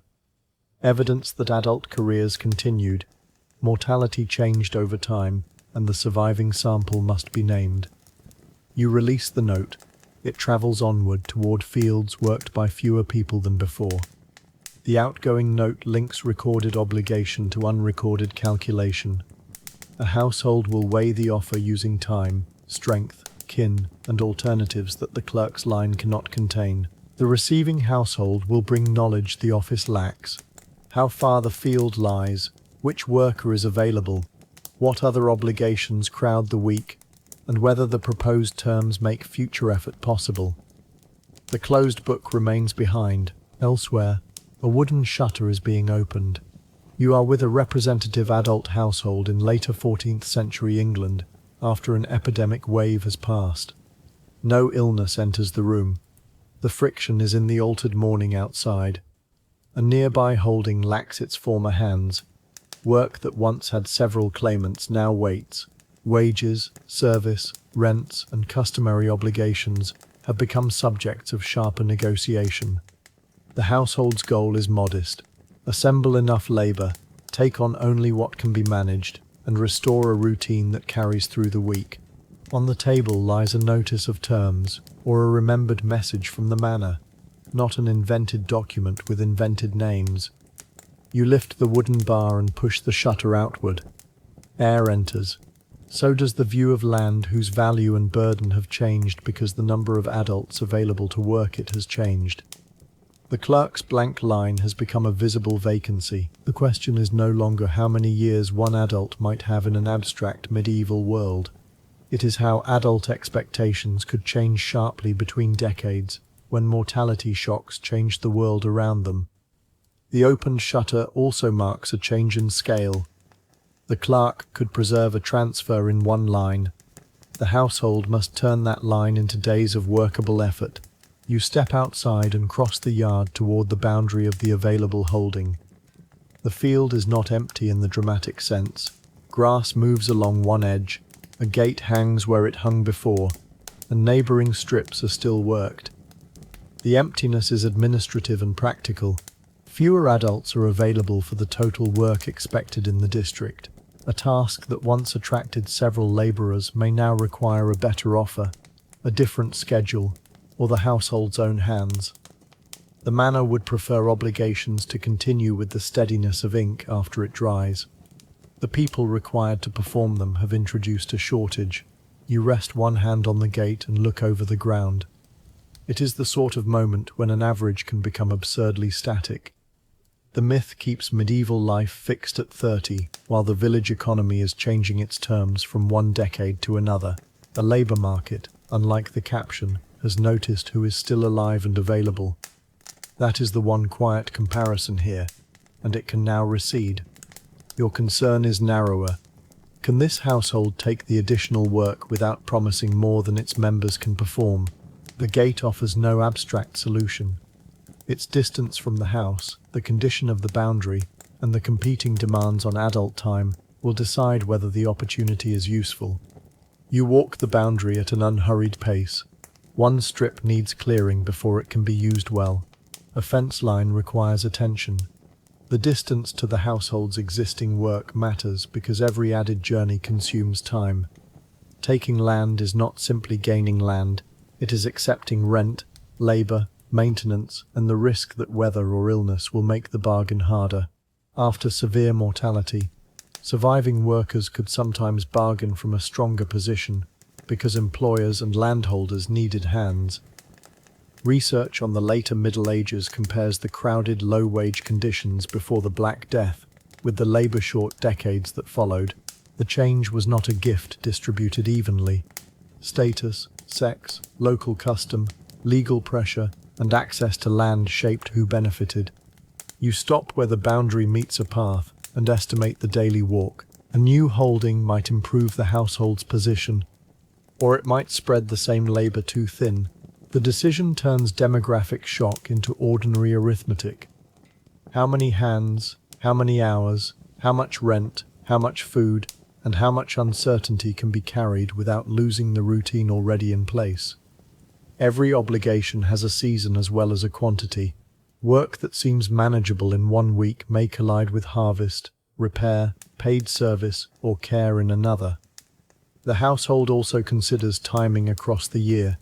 A distant strip that is easy now may become costly when other work peaks, so the decision must survive more than the calm conditions of this inspection. At the far corner, you meet another adult from the household carrying a tool and a length of cord. Together you test the fence rather than discussing the dead. The wave has passed, and only its practical consequences remain here. One post is firm, the next leans. A repair would take part of a morning and some material. The neighbouring household might share the boundary, but its own labour is reduced. This is how mortality becomes visible without entering a sick room. Work is redistributed, vacancies appear, service arrangements change, tasks once divided among several people collect around fewer schedules. The surviving adults may be offered higher pay for day work, or better terms to take land, yet they also shoulder more demands. You loop the cord around the leaning post to see whether it can be drawn upright. It moves slightly. The household can repair this section if the agreement is worth making. The demographic shock has not created one universal outcome. It has created bargaining, strain, opportunity, and altered dependence in combinations that differ from place to place. The field waits while you decide which combination applies here. The leaning post gives the household a test, small enough to perform before accepting larger responsibility. Its resistance measures material labour more honestly than an optimistic promise. You return toward the house with the fence cord coiled over one arm. A message from the manor can be discussed now that the size of the task is known. The terms include what must be paid or performed, what may be used, and when the arrangement can be reviewed. They are not invented as a verbatim contract. Manorial practice varied, and the script keeps the agreement representative. What matters is that land could be surrendered, regranted, leased, and inherited through procedures recorded in court rolls. In a period of vacancies, those procedures could shift responsibilities quickly. Local jurors and officials supplied facts the written roll preserved. You set the cord on the table and describe the leaning post, the long walk, and the workable strip. The household weighs the holding against other employment. Labour scarcity may make paid work elsewhere more attractive. The same scarcity may let the household ask for lighter obligations or more favourable terms. No outcome is automatic. Power has changed at the margin, not disappeared. The lord still owns the land in law. Custom still constrains the tenant. Yet the shortage of hands has made refusal and negotiation more meaningful than they were in a crowded labour market. Negotiation begins from observed work rather than hope. The cord, distance, and damaged fence give the household reasons that can be stated without inventing desperation or sudden freedom. You divide the week on the table with small objects. One marker stands for existing field work, one for paid labour, one for repairs, and one for the proposed holding. The arrangement is not a documented medieval calendar. It is a clear way to stage the household's practical reasoning without inventing a named account. The new strip can fit only if some outside work is reduced or moved. After the population shocks of 1348 to 49 and 1360 to 61, labour shortages affected urban and rural employment. Women as well as men could find changing opportunities, though the extent and advantage varied. A household decision, therefore, includes more than one worker's schedule. One adult may take seasonal pay, another manage the added land, and both may exchange tasks as need changes. You move the markers until travel and harvest work no longer collide. The pattern is possible, but it requires the manor to accept terms that reflect the actual labour available. The household is not suddenly free of hierarchy. It has gained room to calculate. That room is itself evidence that adult prospects were altered by mortality conditions. A person reaching 30 in the 1320s occupied a different labour world from one reaching 30 after successive plague waves. The markers keep the work human. Population loss becomes visible as one adult's hours are moved from one demand to another, with every change leaving another task uncovered. The arrangement shows how demographic change enters gendered and household work without a simple promise of advantage. An opportunity for paid labour may still depend on someone else absorbing care, food preparation, or field duties. The next morning, you carry the household's answer to the local gathering where terms are confirmed. The household remains representative, so no exact manor, date, or official is invented. What survives from many manors is the form of careful record-keeping. Local people establish facts, holdings are surrendered and granted, and the roll records the legal change. You stand with other adults whose business concerns boundaries, dues, inheritance, and responsibility. Some are older than you, some are younger. All have reached the age at which the court expects them to answer for work or property. The proposed holding is described. You state the condition of the fence and the labour the household can provide. The resulting terms are adjusted enough to make the work feasible. The exact concession is left general because practice varied. The important consequence is visible. Labour scarcity has entered the agreement. Mortality has changed the village's operating conditions without changing human nature into a simple account of triumph. You accept a manageable obligation, not a windfall. A clerk makes the relevant mark. The record will remember the transfer more clearly than the calculation that made you willing to take it. The gathering records a local decision, not a revolution. The adjusted terms matter because they make one holding workable under changed labour conditions. You leave with the agreement settled and no need for ceremony. The household now has work that can be planned. At the field, you begin with the leaning post, because a boundary that fails creates more labour later. Another adult braces it while you pull the cord. The post rises a little, then stops against packed earth. You clear the base, reset it, and draw again. This ordinary repair is the first action after the agreement, and it shows the difference between a vacancy and a routine. Vacant land is an administrative possibility. Worked land is a sequence of bodies, tools, distances, and decisions repeated through the week. The population shock created openings, but survival required households to convert openings into sustainable practice. Higher wages or better terms could improve material prospects for some adults. They did not remove infection, childbirth risk, injury, harvest uncertainty, or future epidemic waves. You pack soil around the straightened post. The adult horizon has changed, not become safe. That distinction echoes the correction made at the roof. Removing 30 as an expiry date does not remove danger.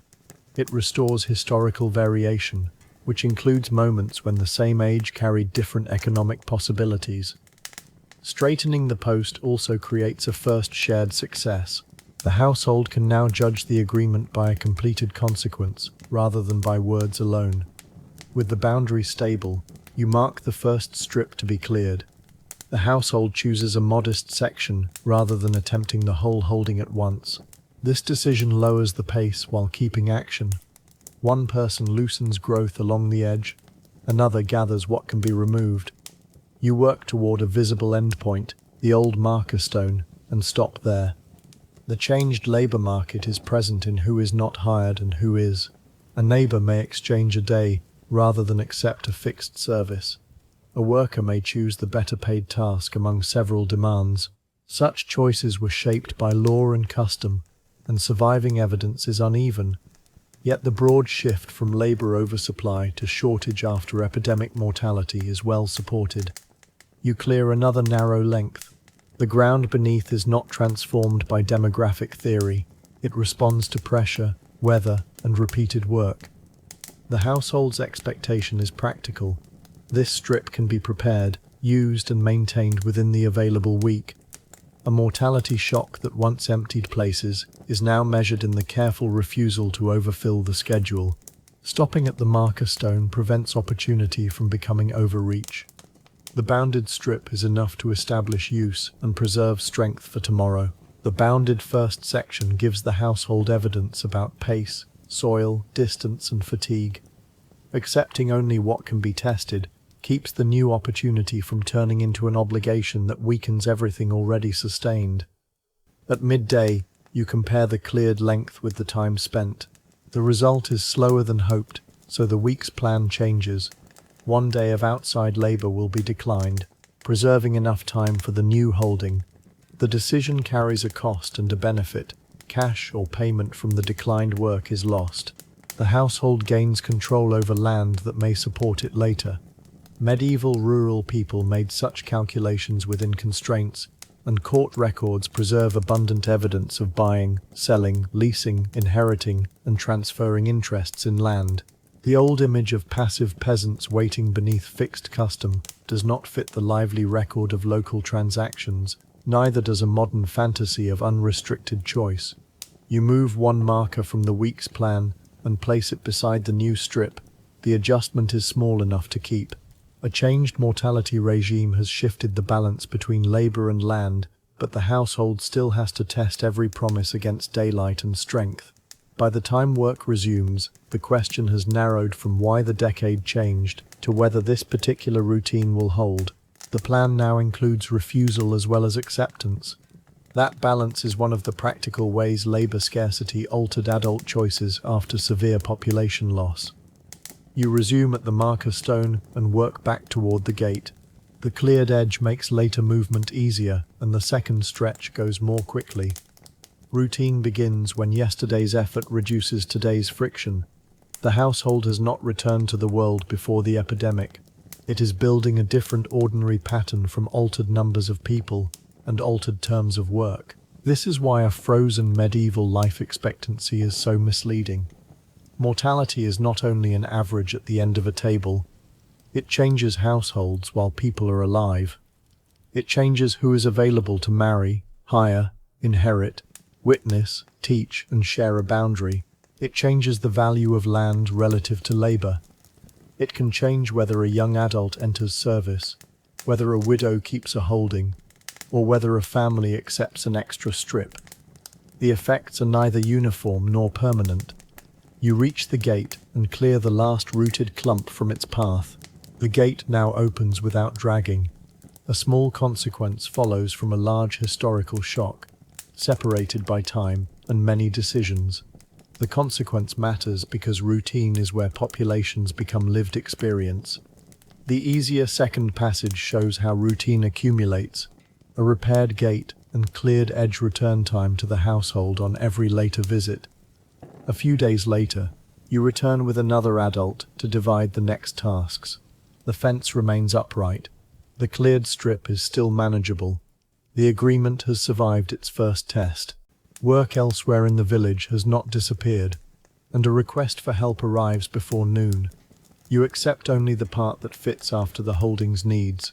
Labor scarcity gives the request weight, but it also gives your answer weight. That change could improve wages and bargaining for some survivors, including women in certain forms of work, as later medieval research explores. It could also intensify pressure on those already carrying household duties. The same shortage that raises the value of a day's labor can lengthen the list of people asking for it. You set the outside task for a later hour and continue along the field edge. No law or custom has vanished. No social order has been overturned in this one household. Yet time is being allocated differently because the household can decline part of the demand. Adult expectation has changed in a way the number 30 cannot express. The person still faces mortality, but the economic world attached to survival has shifted. The messenger's request is neither threat nor gift. It is another claim on scarce labor, and the household's answer depends on the routine already established. A stronger bargaining position can exist beside continued vulnerability. The household may refuse part of one request and still lack protection from illness, weather, rent, or the next disruption beyond its control. You finish the holding's work before walking to the agreed outside task. The path passes another plot whose responsibility has changed twice in a short span. A roll may record each transfer, but the page cannot by itself explain the full household experience behind either one. Some vacancies followed death, others followed migration, consolidation, surrender, or a tenant choosing different terms. The post-plague landscape generated movement as well as loss. Historians must therefore read sequences, local practice, and surrounding evidence before turning every change of name into mortality. You continue along the path. This caution does not erase the broad shock. Successive epidemic waves reduced population on a scale large enough to alter labor conditions. It simply protects the individual causes from being guessed. At the worksite, you lift the needed tool and begin the limited task you accepted. The hour has a defined end. When it is reached, you will return home. A new routine has emerged. Holding first, outside work second, repair shared, obligations counted. The decades-altered mortality has become a schedule, and the schedule is beginning to hold. The set ending of the outside task protects the holding's new rhythm. Time has become part of the negotiated value of adult work. By evening, the household gathers the tools in one place, so morning will not begin with a search. The new holding has added work, but the adjusted terms and decline day have kept it within reach. You check the cord used on the fence and hang it dry. Another adult measures the remaining food against the week. These actions are not proof that every survivor prospered. Some people gained bargaining power or access to land. Others faced insecurity, legal pressure, loss of kin, heavier duties, or renewed disease. Places recovered at different rates. Institutional mortality patterns could deteriorate or improve at different times. The post-plague centuries were not one smooth rise in adult prospects. You place the last tool beside the door. The answer is becoming clear. Adult expectations could change sharply by decade because the risks and the population around adults changed sharply. Labor availability, wages, tenure, and household formation responded to those changes. A single medieval average hides that movement. The household's routine, built from a particular moment, makes it visible without claiming that one village represents all England. Gathered tools make the altered schedule visible at rest. Each item has a place, because the household has decided which obligations belong to which part of the week. The tools at the door are a quiet ledger of the new arrangement. Their placement reflects decisions about sequence, shared labour, and which task must be ready first when daylight returns. The next morning arrives without a new crisis. You open the gate, inspect the post, and begin where the previous day's work ended. That continuity is the practical result. The holding is no longer merely vacant. It has entered a pattern of use, repair, and responsibility. The household has not solved medieval mortality. It has responded to its consequences with negotiation and bounded work. The adult of about 30 in this decade may find land more available and labour more valuable than an adult of the same age before the population shock. Another adult in a later decade may face different disease pressure or institutional conditions again. Age alone cannot carry the explanation. You move along the cleared strip at a pace already learned. The task now requires less thought, and the pace can descend with it. The demographic regime is not a costume worn by everyone in an era. It is a changing set of risks and relationships. The myth freezes the age. The household reveals the movement. You reach the marker stone, turn, and continue back toward the gate. Repetition is the proof the household needed. A routine that works only once would not answer the ordinary goal of restoring dependable life after disruption. At the gate, an older villager waits to witness a small adjustment to the boundary responsibility. The person knows where the older line ran and which household maintained the ditch before the vacancies. Local knowledge supports the written agreement. A clerk may record the result, but the fact is established through people who remember and testify. This is an ordinary route by which older adults enter the life of a community. They need not be exceptional survivors displayed for wonder. They may simply know the sequence of holdings, the accepted place of a marker, or the method that keeps a store dry. You listen while the boundary is described. The older witness points once, then rests a hand on the gate. The information settles the matter without dispute. The cleared strip leads toward old age, not as a number imposed from outside, but as a recognized stage, carrying altered strength and accumulated knowledge. The post-plague household has used the future opened by survival. Now it receives part of the past preserved by someone who has lived longer. The witness's memory does not replace the clerk's mark. It supplies local fact to the procedure, joining lived sequence to written responsibility. You and the older witness walk the short distance to the marker stone. The pace is slower, so the younger household member carries the tool. At the stone, the witness confirms the line and explains where water gathers after prolonged rain. The advice changes the planned repair. A shallow channel must remain open rather than being filled level. The knowledge is practical, local, and accumulated. It does not prove that every older person held authority or that old age was comfortable.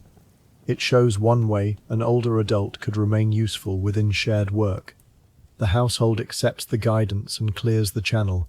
The boundary now matches both the agreement and the ground's behavior. A large mortality shock has led, many steps later, to this quiet collaboration among adults of different ages. The false deadline feels distant. 30 was never old age. The person beside you has crossed into a later social category that medieval language and custom could recognize, though no universal birthday marked the passage. You set the loosened earth aside and leave the water path open. Leaving the channel open records the elder's advice directly in the ground. The next rainfall will follow the corrected path without another explanation. The older witness's correction has an immediate consequence. Water will be directed rather than trapped. That consequence completes the boundary agreement through action, not through a speech about the value of age. The household returns home with the new routine established. The gate closes without scraping. The fence stands. The cleared strip reaches the marker. The terms can be met without consuming every available day. No triumph is announced because the arrangement may still change with weather, health, or another season. For now, it works.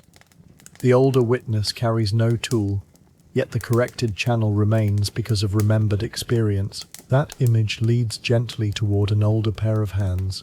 An older person will complete one useful task, pass on a method, and witness an agreement.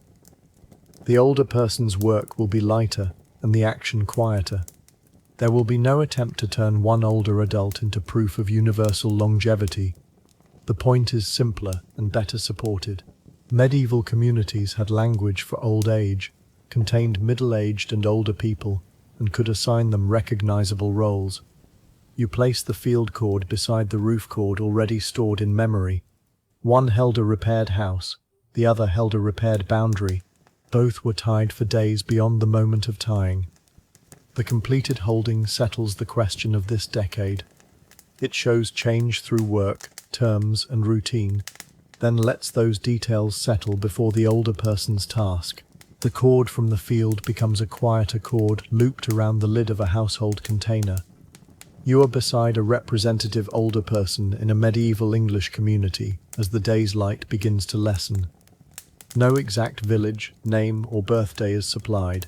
The surviving evidence supplies none of them, and no invented detail is needed. The older adult's task is gentle but useful. Inspect what has been set aside, show a younger person how to secure it, and later witness a modest agreement already discussed by the household. Strength has changed. The container will be moved by younger hands. Judgment remains with the person who knows which fastening loosens, where damp first appears, and what must be checked before the store is left overnight. You hold the lid while the older adult runs fingers along the edge. One section does not sit flat. The cord is untied and drawn free. The loosened cord begins the final answer. A medieval community that contains an older person performing recognized work does not regard 30 as old age. It distinguishes stages beyond adulthood, even when the exact boundary between them is social, bodily, and variable, rather than a fixed birthday. The older person's attention stays on the edge that does not sit flat, keeping age inside action rather than turning it into a portrait.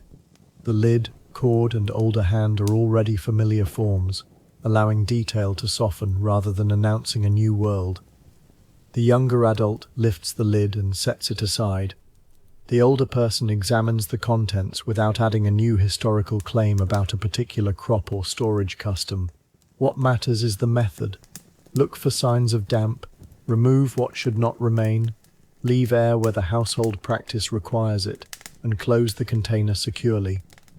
The task depends on experience accumulated across repeated seasons. It is not a symbolic reward for reaching old age. It is work whose value comes from fewer spoiled stores and fewer repeated mistakes. You follow the older hand to a darkened edge and feel that the surface is cooler there. The container is shifted a short distance by younger arms. The older adult chooses the place.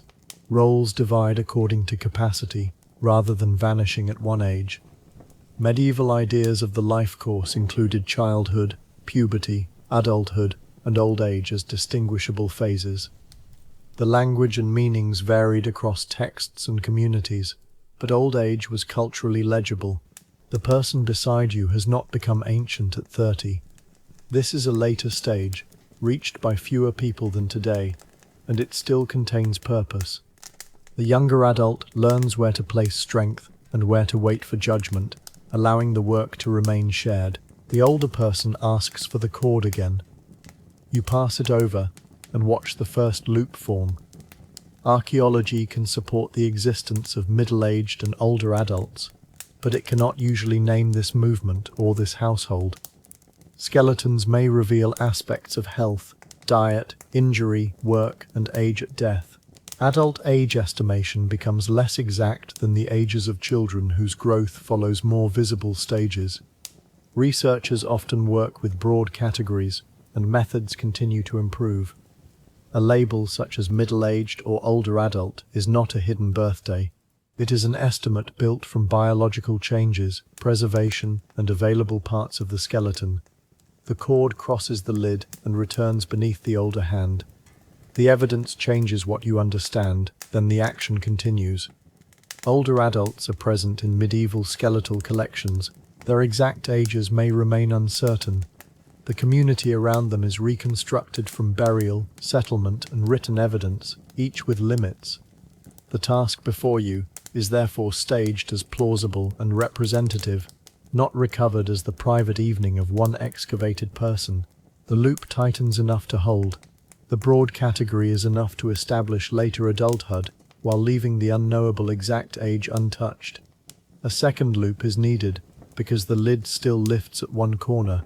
The older adult demonstrates a different path for the cord, then lets the younger person repeat it. Early medieval English culture used age vocabulary and other forms of writing and material life to distinguish phases of the human course. Old age could be described, valued, feared, respected, or burdened according to context. It was not a single universal status shared equally by every older person. Sex, property, kin, health, office, and community shaped what later life meant. The older adult receives assistance with weight and offers guidance with method. Another older person might have lacked household support. A senior cleric might have held authority, unavailable to an older labourer.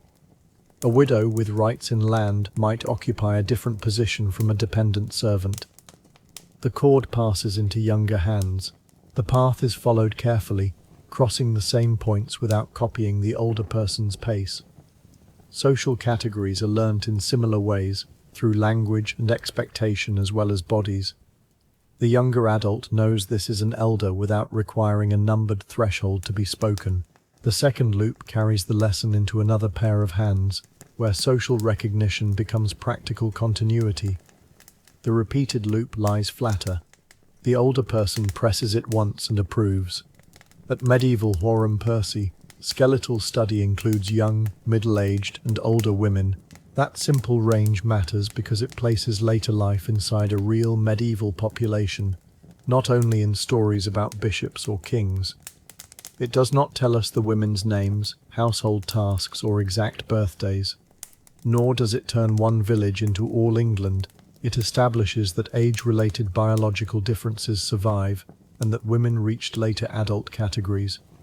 Other cemeteries add breadth while introducing their own selection. You draw the loose end through and leave enough cord to untie the lid without cutting it. The older adult has chosen a solution that anticipates reuse. The action is modest and future-facing. A person in old age can still plan for the next opening of the store, the next inspection, and the next learner. Survival into later life was not the majority experience it is in modern England. Its relative rarity did not make it socially invisible. The cord remains ready for another day. The reusable cord keeps attention on another ordinary inspection rather than on a final act. You carry the loose lid to the side while the older adult checks the base of a second container. The West Heselton Cemetery warns how easily a burial sample can suggest more precision than it possesses. More than half the remains were fragmentary. Many people could not be classified as adult or juvenile, and most adults could not be assigned sex with confidence. Infants were nearly absent, most likely because of burial practice. Dental and skeletal estimates placed adults into ranges, not exact ages. A graph made from such a sample reflects preservation and burial as well as mortality. The older person taps one side of the container, then points to the floor beneath it. The younger adult clears a small obstruction so the base sits level. The archaeological caution ends there, and the older person's hand returns the container to the center of view. One cemetery cannot tell us what proportion of every medieval community grew old. It can show that remains from different adult ages were present, and that reconstruction must remain cautious. The container now stands without rocking. Leveling the base completes the correction made possible by cautious observation, both in the room and in the evidence. The older adult moves to the final container, and the younger person follows. Dewberry offers a different scale of evidence. Hundreds of people from the medieval Jewish community of York were excavated, with many more graves remaining. The cemetery permitted study of age and sex distributions and showed a demographic profile not distinct from the wider medieval York population. Its significance must remain attached to the community whose sacred burial ground it was. It is not a convenient generic sample for a rural Christian village. Respect for that specificity is part of accurate history. The finding still contributes to the wider picture. Medieval urban populations included adults across age categories, and a large burial sample can be compared with the surrounding city. You steady the final container while the older adult checks its fastening. The evidence has traveled only far enough to support the existence of later adult life and the need for cautious comparison. It has not assigned this person a faith, a city, or a burial place. The hand on the cord belongs to the representative household before you, and the task remains simple. The final fastening stays with this household, while the cemetery remains attached to York's medieval Jewish community. The fastening has loosened where it passes around a worn edge. The older person does not pull harder. The cord is shifted to a sounder point, protecting both lid and binding. This is the transferable skill toward which the hands have been moving. Experience often consists of knowing which force not to apply. The younger adult watches, then repeats the shift on the first container. No formal lesson is announced. The household gains a method through shared action. Old age in medieval Europe was uncommon, especially at advanced ages, but it could carry moral or social value. That value was not evenly distributed and did not eliminate dependence. Here it appears as remembered practice within a household. The older adult needs help moving weight. The younger adult needs help seeing where repeated use has weakened the edge. Each supplies what the other lacks. The container closes without strain. The ordinary usefulness of the exchange matters more than any exceptional age. A community does not need most people to grow old before old age becomes a real category. It needs enough older people, enough language, and enough social expectations for later life to be recognized. The shift away from the worn edge preserves the container and the cord, a small economy learnt through repetition. The younger person can repeat the shift later without reproducing the elder's exact movement, which is how a method continues after a lesson ends. The younger adult moves the two secured containers into their places, while the older person remains seated. The work continues through direction rather than lifting. A later life stage may narrow one kind of action and deepen another. This is not a rule that every older person becomes an advisor. It is the shape of this representative task, chosen because it is supported by the broader evidence that old age was recognized and older adults could occupy valued roles. You place the final container where the older hand indicates. It rests beyond the cooler edge that caused concern earlier. The room now holds a small arrangement completed through divided effort. Nothing in it proves a lifespan. It proves only that the concept of an adult future beyond 30 belongs in the social world. The person who survived into old age has a place in household decisions, just as the older neighbor had a place in roof repair, and the older witness had a place at the boundary. These recurring images are not new evidence. They are the human answer taking a quieter form. Seated direction and younger movement bring the task to completion without pretending that changed strength has disappeared. A household agreement remains to be witnessed before the task is done. It concerns who will inspect the stores on later days and who may open them for the household's use. The exact legal form is left unstated. You carry the agreed words to the older person, who has already heard the arrangement discussed.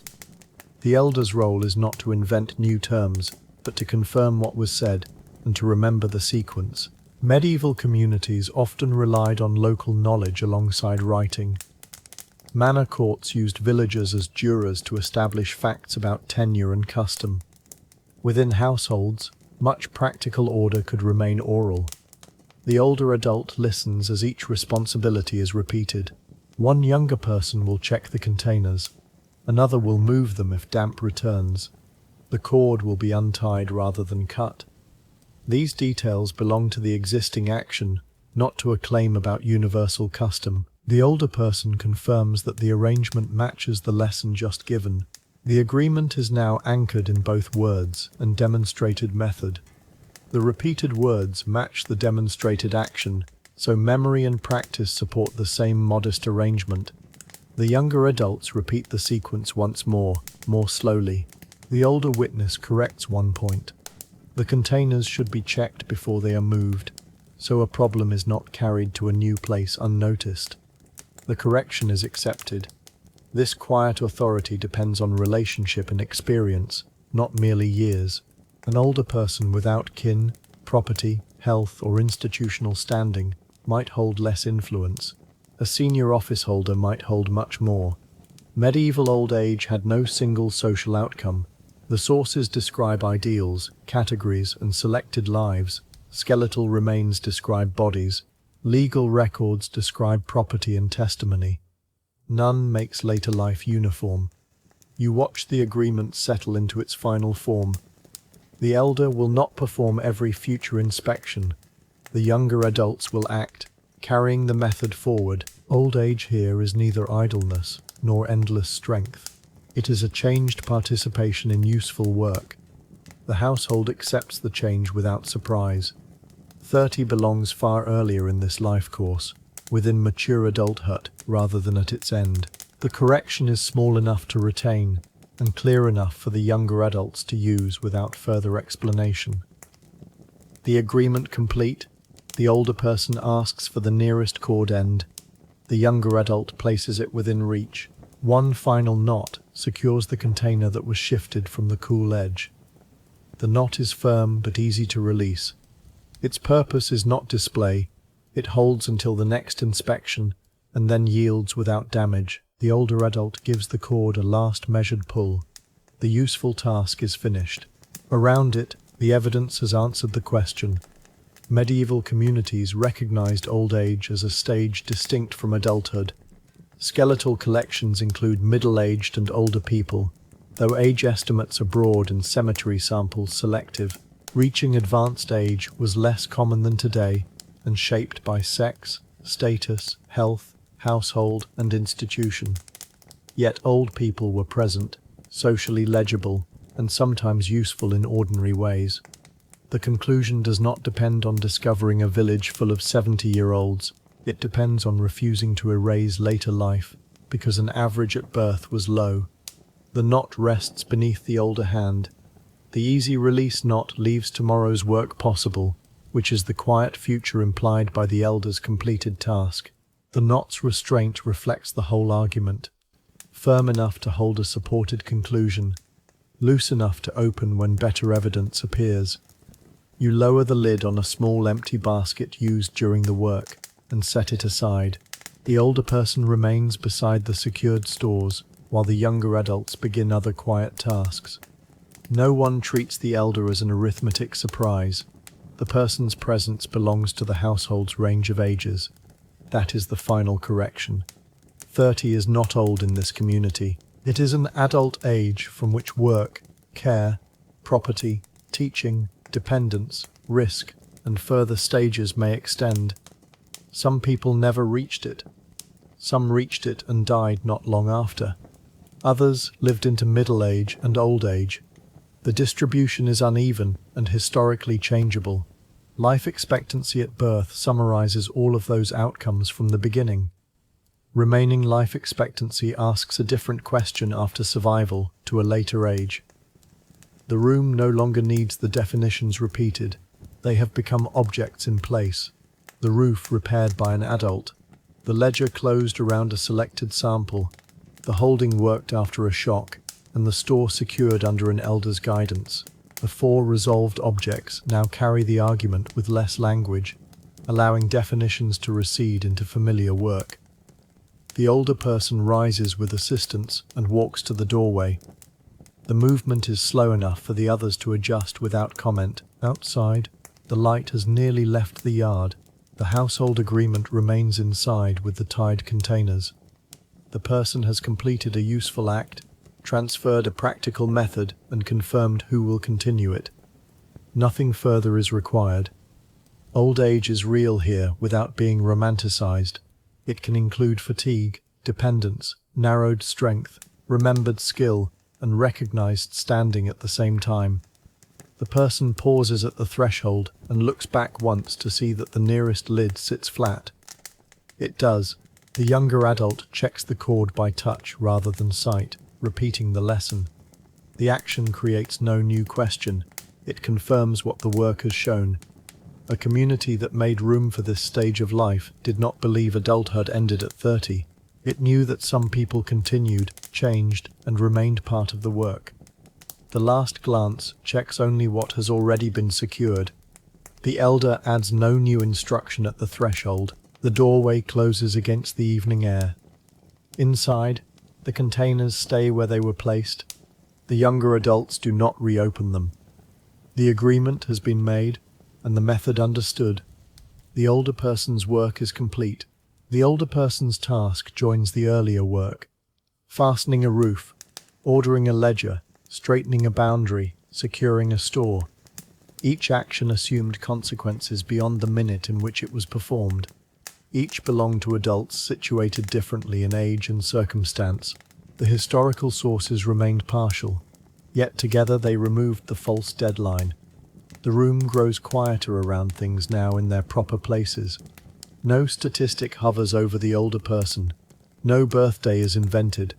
The useful years are allowed to be varied, uncertain, and real. The familiar images remain close. Nothing else needs to enter the room. The room holds its finished arrangement, with every familiar object resting where the work left it. The fire is banked lower, while the secured cord remains visible in the dim room. The older person has left the task completed. The younger hands remember the path of the knot. Beyond this room, the boundary channel remains open. The holding has entered its routine. The college book is closed, and rain runs down the repaired roof instead of through it. They are the settled results already earned. The loud modern misunderstanding has narrowed to a few ordinary things that hold because someone attended to them. 30 has returned to its proper place as one adult age among many possible ages, not a date arranged with death. The risks of medieval life remain serious and unequal. The people remain where the evidence can support them, partly known and partly beyond the record. The room asks for no further work. The familiar objects need less detail now. The banked fire draws the familiar objects into one dim field. Only stillness remains. Repaired surface, bounded page, workable field, secured store, and the same low fire. Rain rests on the repaired roof and moves down the slope. The tied sections remain where your hands placed them. Beneath the covering, the household space stays dry. The ladder is no longer needed. The spare cord hangs from its peg. A younger hand remembers the fastening, and an older correction remains in the smooth line near the edge. Nothing else is added. The roof has become background again, carrying the quiet weight of future weather without asking to be noticed. The number that once stood at the door has gone. Only the completed surface remains, old material and new repair lying together. Water follows the same downward path, and the repaired line stays smooth beneath the darkening weather. The college book lies closed on the table. The headings inside still separate admissions, payments, departures, and confirmed deaths. The blank fields remain blank. The balance total requires no further checking tonight. Loose notes have been tied and placed where another hand can find them. Beyond the cover, a people the book did not hold. The settled page remains useful within its limits, quiet beneath the closed board. The clerk's narrow window has darkened. No new name is written. No old line is forced to say more than it said. The tied notes rest beside the cover, their order preserved without another entry or correction. The field gate opens without scraping and closes again. The straightened post holds the boundary cord. The cleared strip reaches the marker stone. The shallow channel remains open where water can pass. The household's tools are gathered near the door, ready for the routine already made. No vacancy asks for an answer now. The holding has entered ordinary time, one manageable task following another. The older witness's direction remains in the shape of the ground. The younger adults need not repeat the agreement. They walk the known distance and return by the same path.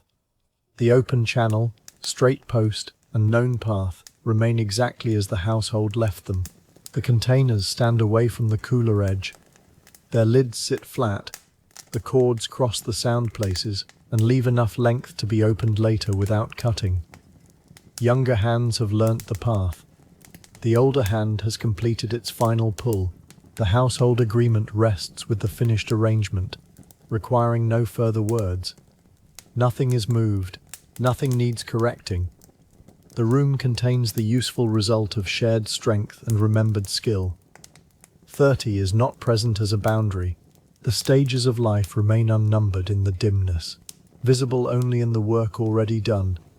The chords keep their gentle tension, and the learned sequence remains in the younger hands. The repaired roof, the closed ledger, the settled holding, and the tied store remain as they were left. Rain moves outside. The page stays still. The gate stands straight. The cord holds gently. The fire lowers to embers beside the last familiar objects. The dark adds nothing to the familiar room. No footstep crosses it. The work has ended in the order it earned, one completed task resting beside another. The embers remain after the voice is gone, and the room keeps only the quiet shapes already known. The ember light narrows until only the completed shapes remain, held without speech or further change.